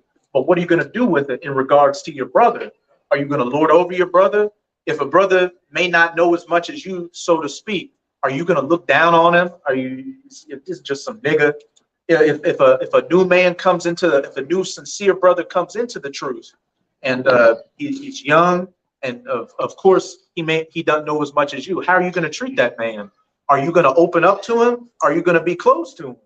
Like this thing, you got to put that old man to death, that old selfish, just disgusting spirit from the world out of here. You got to become a new man. Like we said earlier, there comes a point to where you gotta live as an Israelite. You gotta not just be a nigga that knows he's an Israelite. This isn't just about memorizing precepts. It's actually about changing your lifestyle, looking at the paths of old and walking in those paths. You have to be born. Mm-hmm. So very. Okay, so got that. Yeah, we'll get that afterwards. Guys, Sirach 32, verse 9. If thou be amongst great men, bring not thyself equal with them. And when ancient men are in place, use not many words. John, we'll read it again, Bible. He said, and when ancient men are in place, use not many words. Hey, know your lane. Know your lane, just hey. And it says somewhere else in Sirach that hey, be quiet pretty much just be quiet, and there'll become a time when they ask you for a question, like the elders will ask you a question, and even when you give an answer, hey, let your words be infused. That's giving reverence to him. You're not trying to make yourself equal to him. And you got it. Okay, so we start verse 7. Speak, young men, if there be need of thee, and yet scarcely when thou art asked twice or twice asked. Read 8. Let thy speech be short and comprehending much in few words. Be as one that knoweth and yet holdeth his tongue. And that goes into the later verses, making yourself not equal, to your elders, and that takes humility as well to know. Look, hey, I'm gonna just give the shortest answer I can, and I'm gonna just sit in the cut. And it also says, and I believe it says in Proverbs, it talks about sitting in a lower seat instead of sitting in the preeminent seat, to where the master of the house says, hey, get you out of that place and go to a lower seat, because a man greater than you has arrived. But if you sit in that low seat, being humble, the greater thou art, the more humble thyself. Those are the situations that come where it's like, hey, what are you doing back here? We've got an open seat up here. Move up to a higher position. The Most High will level you up if you just, actually learn what the scriptures are saying, and just being that humble, contrite spirit. Jeff. I was gonna say, when you start to seek these different positions, right, that's what it's going into, is you start to make yourself a fool, man. You start to make yourself look stupid. Are you trying to supersede brothers and go above brothers when really you really under brothers, and you'll never do that, because them brothers, they probably they being meek, they being humble, but really the Lord see it. He see, hey, that brother might know more than you. He might be heavier in his spirit. You never know that, though. They holding their cards, man. But you want to say something? I want to back up and say, yeah, like basically try to impress, top men by doing too much. Yeah, all you doing is you're embarrassing your own self, man. And then what they do, they ask you something that you act like you know it, or you act like you should be in a position to know certain things, but when really you really don't. You try to impress them, but it backfires. And that's that. And certain, most men, they fall out because of that. Because now you've been made ashamed. All right, you feel like you're ashamed to the ministry, and it's like ain't no turning back at that point. That's why you got to stand in your place, like the brother was saying. That's the main, to back you up, that's one of the main reasons most people always fall out, is because of what? They want the preeminence. They want to be the guy that shines. They're a petulant, just spoiled brat. They just can't learn that humility and learn to, stay in their lane and just know when it's time to say something, and when it's required of their knowledge, and then just sit back in the cut, be humble. If I could give a quick testimony, brother, and again, harping on that Dallas trip, that was a very spiritual, beautiful trip out there to Dallas with the brothers, man. I was venting to the El Darial. I was like, man, sometimes I'll be having these precepts and stuff that I really want to bring out, but I just can't get them out sometimes. But he was like, just straight up, hey, sometimes you just need to shut the hell up. Shut up. Just be quiet and serve your brothers and do what do what you can and do what you need to do. But that wouldn't sit well with some men. Well, nothing meant. I was just gonna say, and the Most High, Jay got to be picking up with the situations the Most High will be putting you into, because that's a very beautiful point you made. Sometimes you may have a precept that's going with the topic that the teacher, the speaker is saying, and it's just like you know it, and if other brothers heard it, it's like you pulling out that flaming sword and slicing and dicing. But what? It doesn't come out. Other brothers got precepts before you, or it just doesn't come out, and it passes. The situation passes, and that precept doesn't come out. How are you going to handle that? Are you going to feel some kind of way in the spirit, like, oh, I'm getting neglected over here? Oh, what's this brother? The precept he brought out is less than the precept I brought out. What kind of spirit is that? That's the Most High testing you to see how are you going to react in that situation, because more often than not, what happens? The topic comes back around again, and it's even a better instance for you to bring it out. Or what you gonna do in that moment? You gonna let them demons get in your head and be like, man, like you said, the brothers neglecting me, they doing this. Nah, man, shut the hell up. and let the spirit flow how it flows. If it comes back, it comes back. Yeah, that's it. Well, like I said, if the Lord wants your precept to come out, it's gonna come out. If he want them words to be spoken, they're gonna be spoken. That happens, brothers. Every lesson, every camp, that always happens. So that should be no thing for you to let brothers get their own thing. So Yeah, I'm gonna say, bottom line is, like, we not in the truth, like, but to ourselves, to glorify ourselves, it's not, hey, our truth, it's not our words. Hey, Yeah. yeah, how was shot? You actually get that, you got that Corinthians? I got you. This is gonna back up exactly what you just said, because what did Howard Shah say? The Most High could raise up stones to do this work if he wanted to. We were risen up to do this work. As easily as the Most High could raise you up to get this knowledge, wisdom, and understanding, is as easily the next day you could be bugged out, and the Most High could get a guy that looked just like you to come in, that sound just like, have the same spirit just like you to come in. But you got that First Corinthians? it's 1 Corinthians chapter 4, verse 6. It says, "And these things, brethren, I have in a figure transferred to myself and to Apollos for your sakes, that ye might learn in us not to think of men above that which is written, that one of you be puffed up for one against another." And that one of you be puffed up one against another. Because again, this knowledge, wisdom, and understanding, hey, it builds up your confidence, but if you don't keep it in check, it can build up your pride to where you're thinking, oh man, I got this. Oh, you getting that spirit and that's a demon too. The getting likes and comments on your videos. That could another test from the Most High, seeing how's he gonna take this. That could puff you up and start getting you to think, man, I know more than the apostles and elders. They broke this down wrong completely. Now I'm gonna come out with a video really showing them how to do it. And then what? You wax worse and worse. Then, hey, the story of all these bug outs out here, bugged out, become a scoffer camp, run out of steam and go back in the world, or just go straight back into the world in a much worse case. It's verse 7. It says, "For who maketh thee to differ from another? Or what hast thou that thou didst not receive? Now, if thou didst receive it, why dost thou glory as if thou had not received it?" As it says, "And what hast thou that thou didst not receive?" We received this knowledge, wisdom, and understanding. And we didn't wake up to it and decide to follow Yahweh Bahashem Yahawashi. Yahweh Bahashem Yahawashi called us to wake up and understand these words and be in these positions. And what hast thou that thou didst not receive?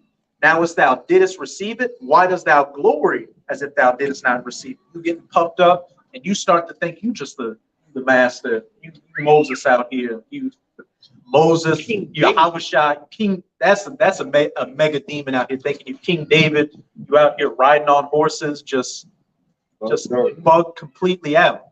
And that all just goes back to what?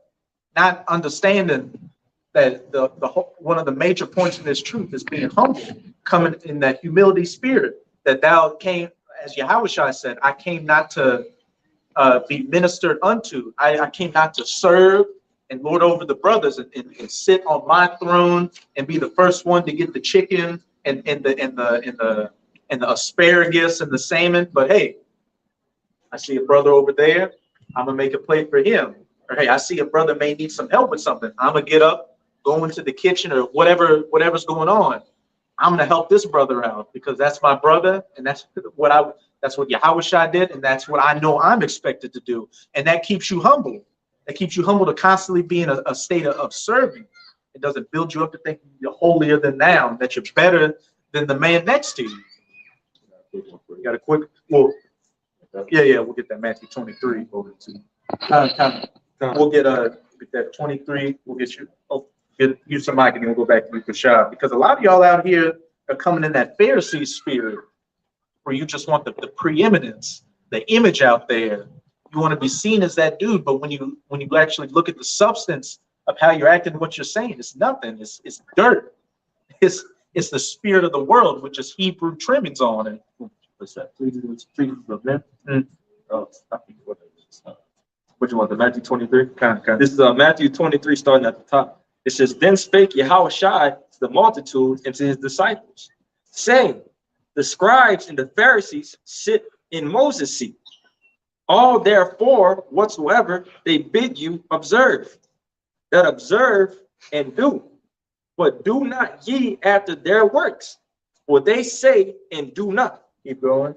For they bind heavy burdens and grievous to be borne, and lay them on men's shoulders, but they themselves will not move them with one of their fingers. Hey, you're in that position to where you putting laws and orders over people that you don't even follow. And we see that in a lot of these other camps out here. One example is what? Oh, brother, that wife you've got, she's not good enough for you. You see one of our higher ranking officials over here. We think that would be better for your spirit to go deal with her. For you, that would be better for her, your wife, to you to divorce her and go to deal with you, when you know damn well if you tried to pull that with one of them, they off with his head. Get the fuck out of here. Continue. This is verse 5. It says, but all their works they do for to be seen of men. They make broad their phylacteries and enlarge the borders of their garments. They want that preeminence, that outside man image to be glorified. They're not working on the inner man. They care about the concerns and the opinions of others in this world instead of actually what? Caring about what the truth is. Doing what everything says according to the scriptures, which is, as we've been going into, is what being in that humble and contrite spirit, seeking the lower position that you may be risen to the higher position instead of just coming out from the rip, wanting to be the top master, the grand poobah, the rabbi. If I could say, hey, look at all the men of old, right? King David, okay, Gideon, going into all these different men. The Lord chose those men, and they were in lower positions than their peers. You can't just come in this thing just now you King David or this high man of great stature. No, the Lord chose those men for a particular reason. But King David played the harp for Saul. That was his music, man, that makes Saul feel good. And where did King David start off as? He was working with the sheep and the goats, cleaning out the pens.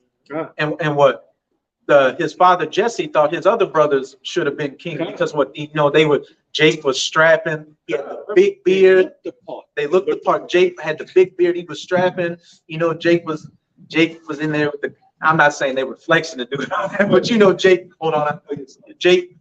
The brother, the older brothers had that that outward appearance. What Jake would think, oh, that's clearly the king. What the king would look like. But the prophet Samuel, through the spirit of Yahweh by Shemyahushai, said, hey, they didn't even bring David out there. It's like, oh, he's clean. Don't worry about David. Yeah. But where's the other son that I know you have? Oh, David.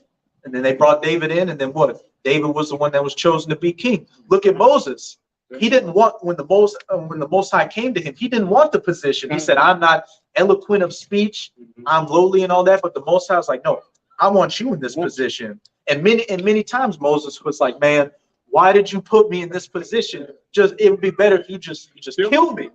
I can't deal with it. But hey, the Most High put him in that position, just like the point you were making. Many of these different men weren't looked at as what Jake would expect to come to be as the leaders, but they are the ones that were set up in those positions. Why? Because that's a humble spirit to be in, to not want power. You're not the one that wants power, but what? You're the one that gets put into that position because you can handle it. But you had a point? I got a precept. This is King David speaking right here. This Psalms 84 verse 10. For a day in thy course is better than 1,000. That's a beautiful precept. Yeah, well, I say, hey, this is the point.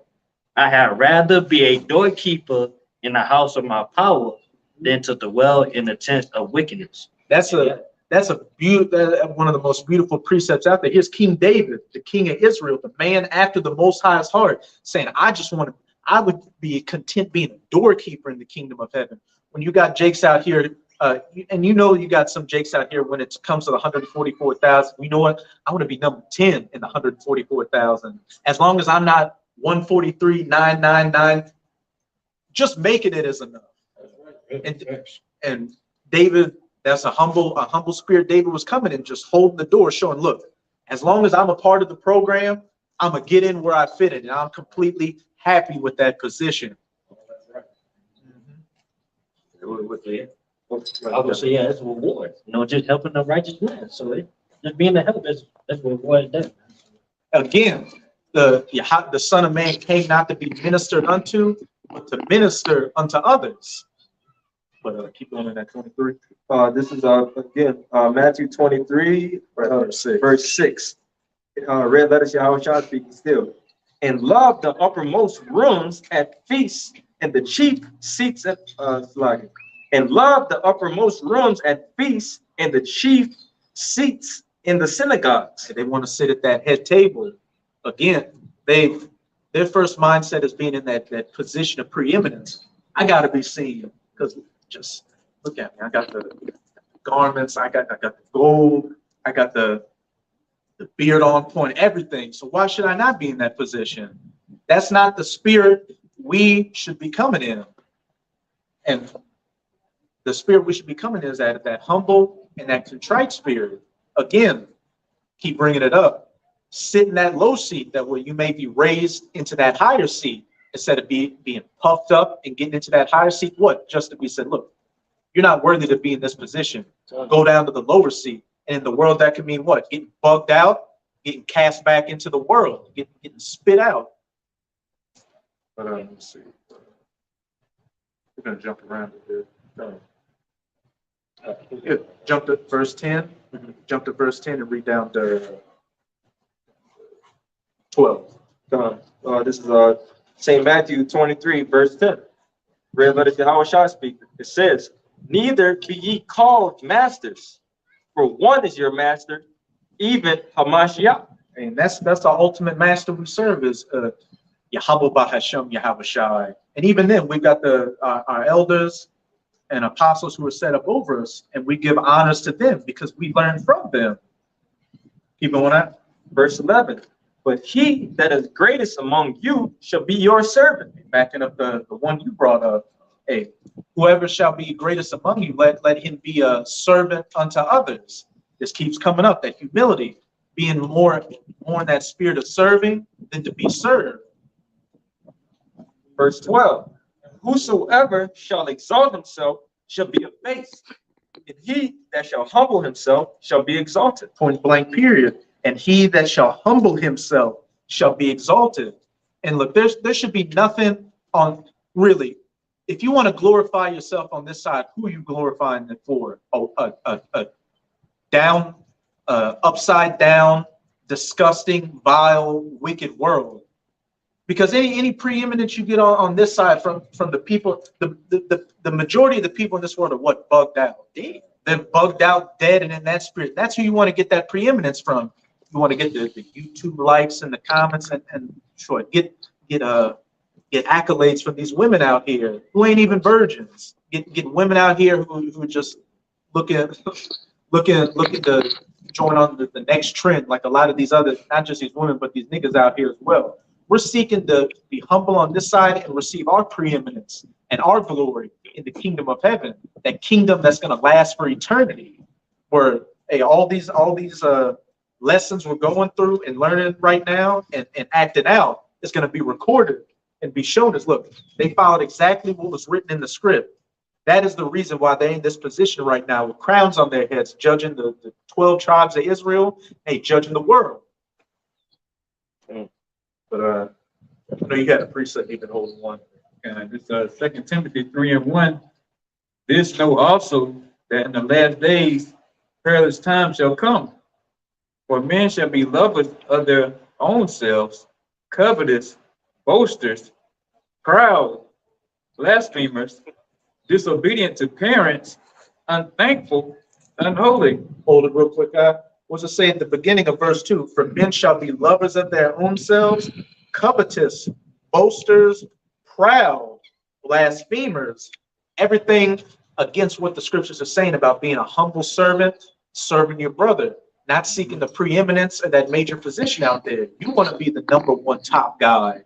I remember one of these guys, one of these, manosphere type guys said, hey, you had John the Baptist, and he said Jesus, but Yahushai. Hey, everybody wants to be Yahushai, but what? you had John the Baptist, who was the one that was the forerunner to Yahweh shining knowledge that one that is greater than me is coming. A lot of people want to be Yahweh Shai, but don't want to take that position of John the Baptist, who knew that one that was greater that was coming, came, and they took that low position of, look, I ain't even worthy to be in the same, stead as you. Yeah, and John the Baptist was a mighty man at that time. He was a high priest, so he could have been like, "Look, I got the highest office in Israel. This guy right here, he's coming to take away my spot. Let me try to undermine him and glorify myself." He did the exact opposite. Yeah, beautiful point. Yeah, some more on that. Go back over. Disobedient to parents, and not just your, physical parents, but your spiritual parents. And Jake has become very unthankful in this thing, man. It's like as far as time go on, these niggas, they just don't give a damn no more, man. They just, it's all about me. I broke it down the right way and all this kind of garbage. But most of you niggas can't even spell Israel when these men was out here teaching, man. You got apostles on down and the elders. All of a sudden you think you're on some type of level now. These men spent time breaking these precepts down, righteous counsel, giving advice. You niggas just spit in their face, man. Fuck you niggas, man. It's just that simple. Yeah, brothers always say, y'all, man, we was in the back of the spirit world. Yeah. You either in the spirit world or you a nigga in the world. That's right. Simple as that. Yeah, some more. Was that? Kind of, you got back of you got one. Kind of you got you. There's 1 Corinthians 8:1. It says, "Now as touching things offered unto idols, we know that we all have knowledge, but knowledge puffeth up and charity edifieth." So we know we all have, been given this unction from the Holy One. Each man has a different stature of the knowledge, of the knowledge that he's been given. But when you start to puff yourself up and be prideful in the knowledge, that's just completely off, man. Not giving double honors to the apostles who you learned the whole truth from. That's just the knowledge. It just gets in your head. It just blows your head up and it just puffs you up, man. Kind of. We got one to back that up perfectly. It's 1 Corinthians 13. We'll read that precept though. There's 1 Corinthians 8:1. It says, "Now as touching things offered unto idols, we know that we all have knowledge. Knowledge puffeth up, but charity edifieth." But charity edifieth. And charity can go into a whole host of things. Helping out a brother, that's charity. Hey, actually giving alms, that's charity. Being in a humble position, charity. Just being brotherly. I think when you go into that word charity, it talks about something along the lines of brotherly love. But that 1 Corinthians 13 is going to back that precept up perfectly. So you could be out there with the preeminence and the greatest knowledge, the biggest shoulder pads on your garments, the gold headband, everything. But as it's about to say, It's 1 Corinthians chapter 13:1. It says, "Though I speak with the tongues of men and of angels, and have not charity, I am become as sounding brass or tinkling cymbal. And though hold on real quick. As it says, though I speak with the tongues of men and of angels, multiple languages out here. You're able to do 2-hour-long videos, Spanish, French, the Hebrew, and everything. And have not charity, I am become a sounding brass or a tinkling cymbal. It just, say you got a drumstick and you just hitting a cymbal, just making a noise that ain't even on beat, a noise that ain't even on rhythm. You're just loud noise out here that nobody wants to hear because you're just a headache. You're just a proud asshole out here. Oh, I've got 15 precepts. Oh, hold on a second. That brother, don't bring that out. I have more knowledge on this issue than you. Just asshole out here. A lot of you jakes out here are assholes. You're assholes, you're betas, and weirdos, simps. Everything just completely contrary to actually being a man of the Lord.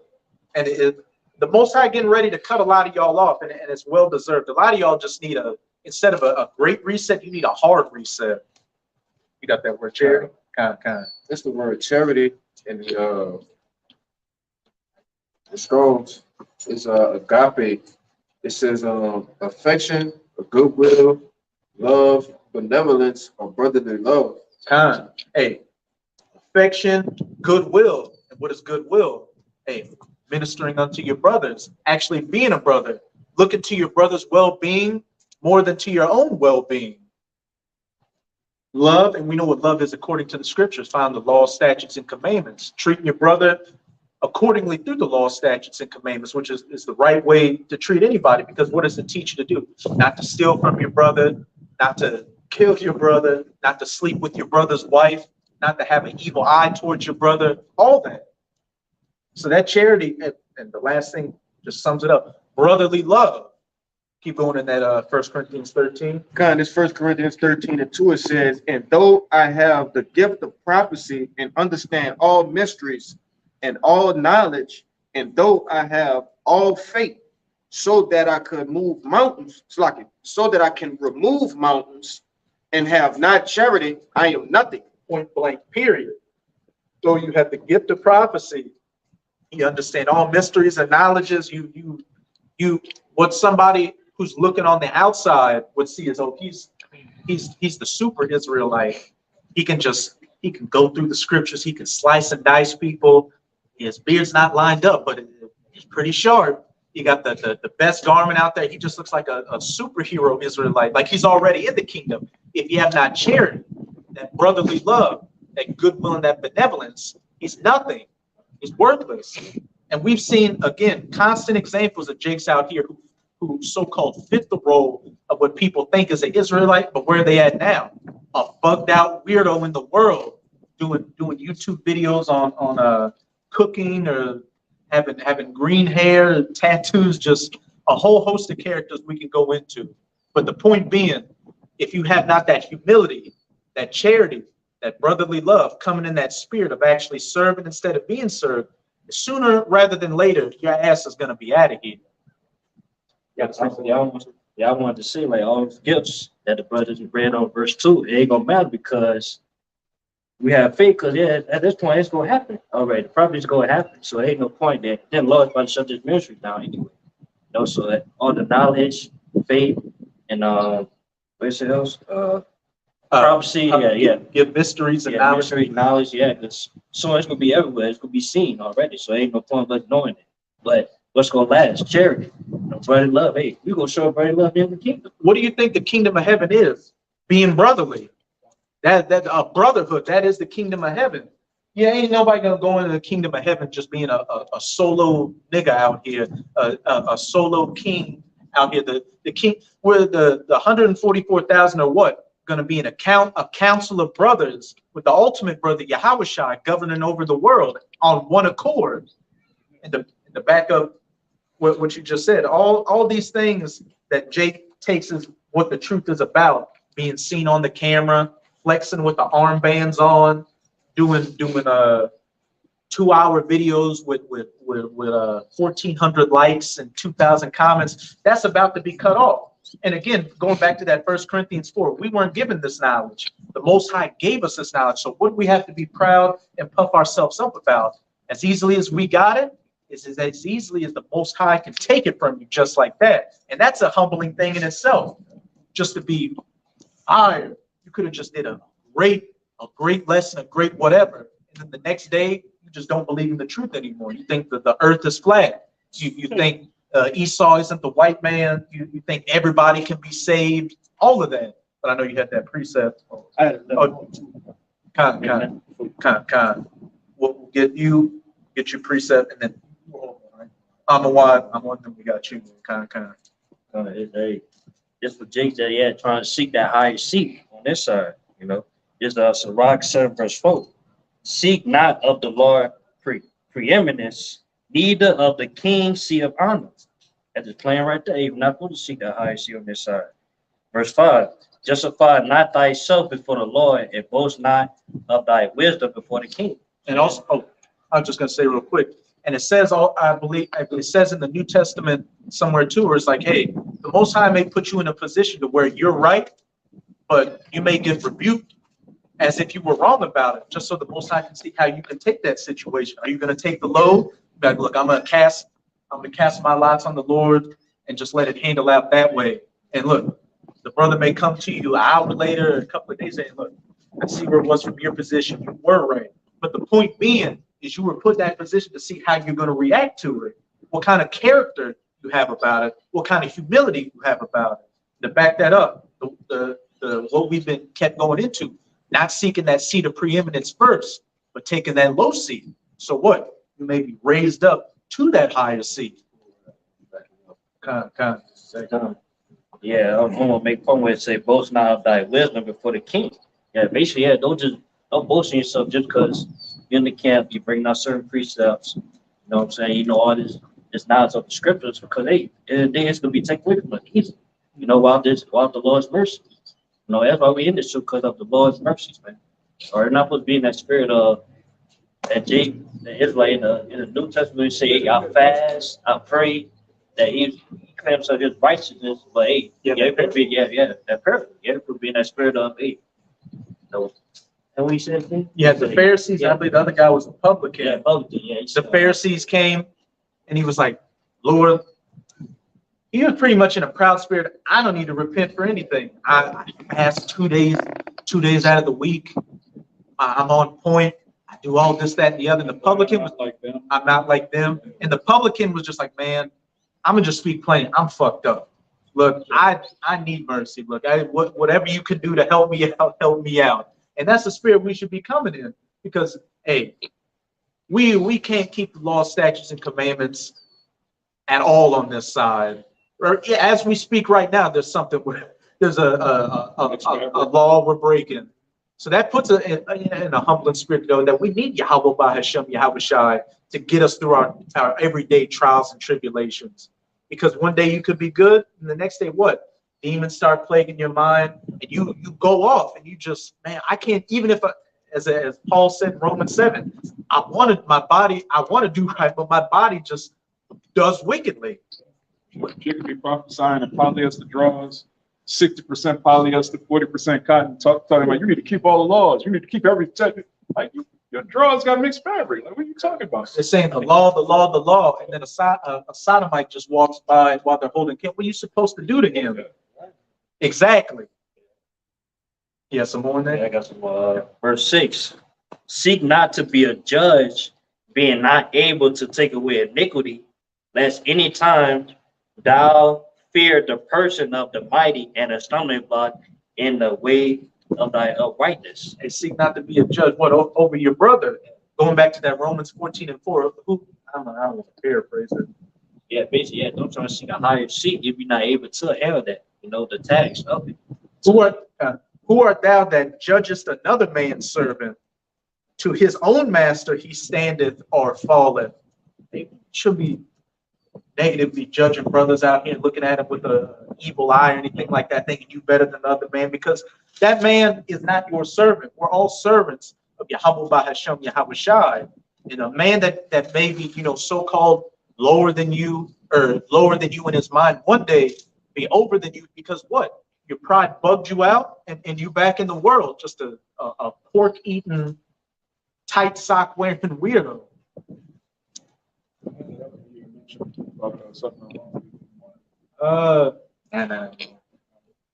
Yeah, another one though.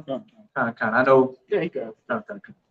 So, Sirach 3 and verse 17, it says, "My son, go on with thy business in meekness, so shalt thou be beloved of him that is approved.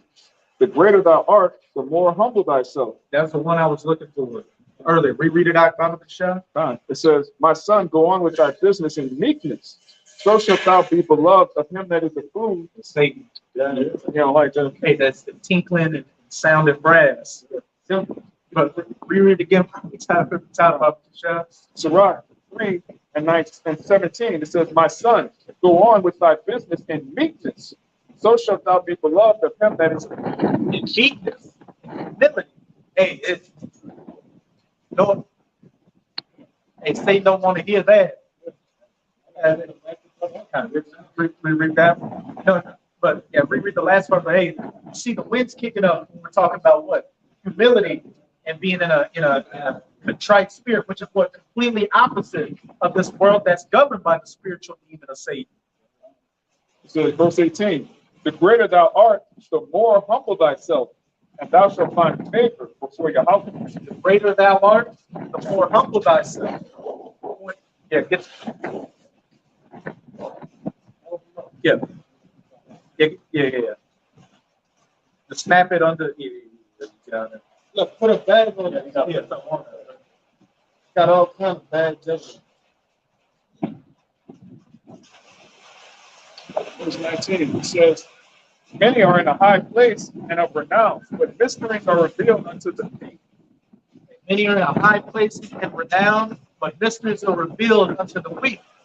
Use the example of what these leaders in these other camps. They're in high positions and all that, but what? They can't get what the MOTV is. They can't get some of the other mysteries out here that men, whether they be younger men in the spirit, the younger men in age, are doing videos that are running laps around them. Why? Because they're coming in that humble and that meek spirit of Yahweh Bahasham Yahweh Shai, coming in that spirit of a servant and not to be served.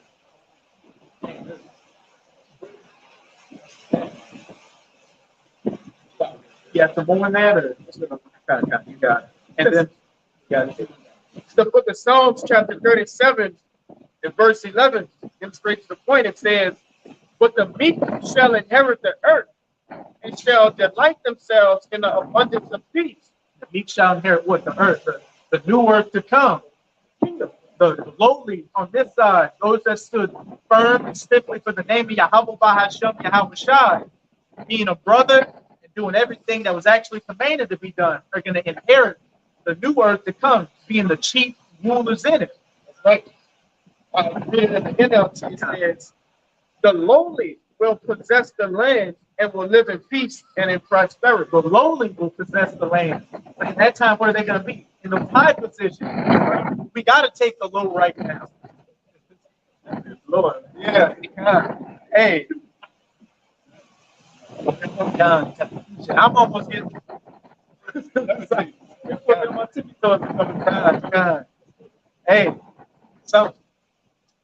Hey, the spirits are getting riled up. The proud spirits out there. And that's what a lot of you niggas are out here, like a proud wind that's trying to blow everything down. But look, the words of Yahweh Bahasham Yahweh Shai, they are going to stand firm in it. Was that it on that? That's it. You got it, somebody. Don't get blown away. First Peter 4:8, and above all things, have fervent charity among yourselves. But charity shall cover the multitude of sins. We read it out, Papa Shah. And above all things, this is 1 Peter 4:8. And above all things, have fervent charity among yourselves. But charity shall cover the multitude of sins. And we all went to what that charity is. What? Affection, brotherly love, a goodwill towards your brothers. It said that cover a multitude of sins. And alms, alms are charity. Helping out a brother. Brother, tied on some situations, and if you got it, and even sometimes when you don't got it, it should be naturally in your spirit to help out the brother any way you can. That's what the Most High loves. Brothers that dwell in unity. I think that's Psalms 103. Yeah, and fervent too, without ceasing, man. So Without ceasing. Yeah, continue to do to your brother and use hospitality one to another without grudging. Hey, use hospitality one to another without grudging. The Most High loves a cheerful giver. Like everything you do should be coming in the spirit and love. Like you don't be. Once you do something to a brother, you don't get a second thought about it. It's like, man, I didn't want to spend that. I didn't want to get that. I don't want to do this, that, and the other. You're just grudging on it. The Most High sees that in your spirit and knows you're faking the funk. Actually not being genuine in it. Was that it? This is the book of St. Matthew 22:36. It says, Master, which is the great commandment? Which is the great commandment in the law? And Yahweh Shai said unto him, Thou shalt love the Lord thy power with all thy heart, and with all thy soul, and with all thy mind. This is the first and greatest commandment. And the second is like unto it. thou shalt love thy neighbor as thyself. On these two commandments hang all the law of the prophets. Because the Most High command us to do, to love our brothers as ourselves and treat them accordingly. And so if you love the Most High, which is the first commandment he said, you're automatically following the second. And that goes into being a humble, contrite spirit. Again, being more ready to serve than to be served out here. Like I asked you, brother, the faith in Yahweh Hashem Yahushua and brotherly love, man, that's a 1-2. That's a 1-2 combination right there. The faith, first and foremost, is something that you need to have from the beginning. That's your job. The brotherly love, that's your straight. You know, that's your 1-2 that you got going on. And what was one of the major curses that happened to us? A man shall have an evil eye towards his brother. And what's always been Jake's major downfall out here? Going against each other. Jake had a good thing going, but one guy thought he could have done it better or had the preeminence over it, and what that broke the whole operation down. Us coming back into this truth, coming back into that old hope.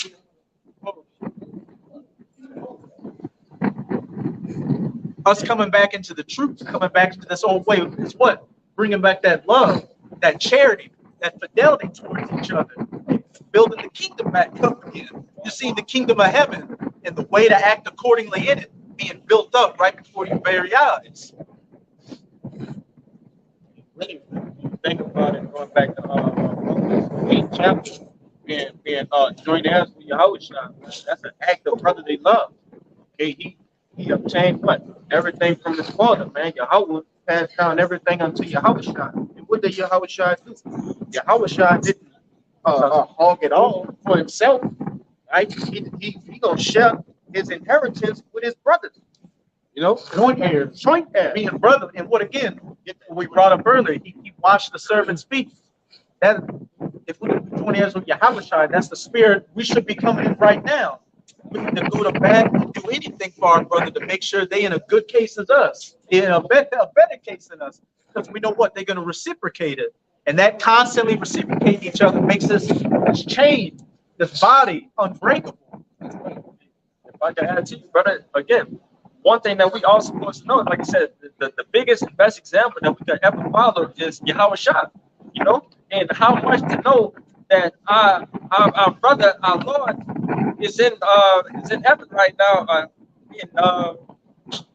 He can't wait to give us. He can't wait to give us the many mansions and many gifts and so on. He said, in my Father's house are prepared many mansions. Prepared for who? Prepared for you. That's what I've been building. I've been building up.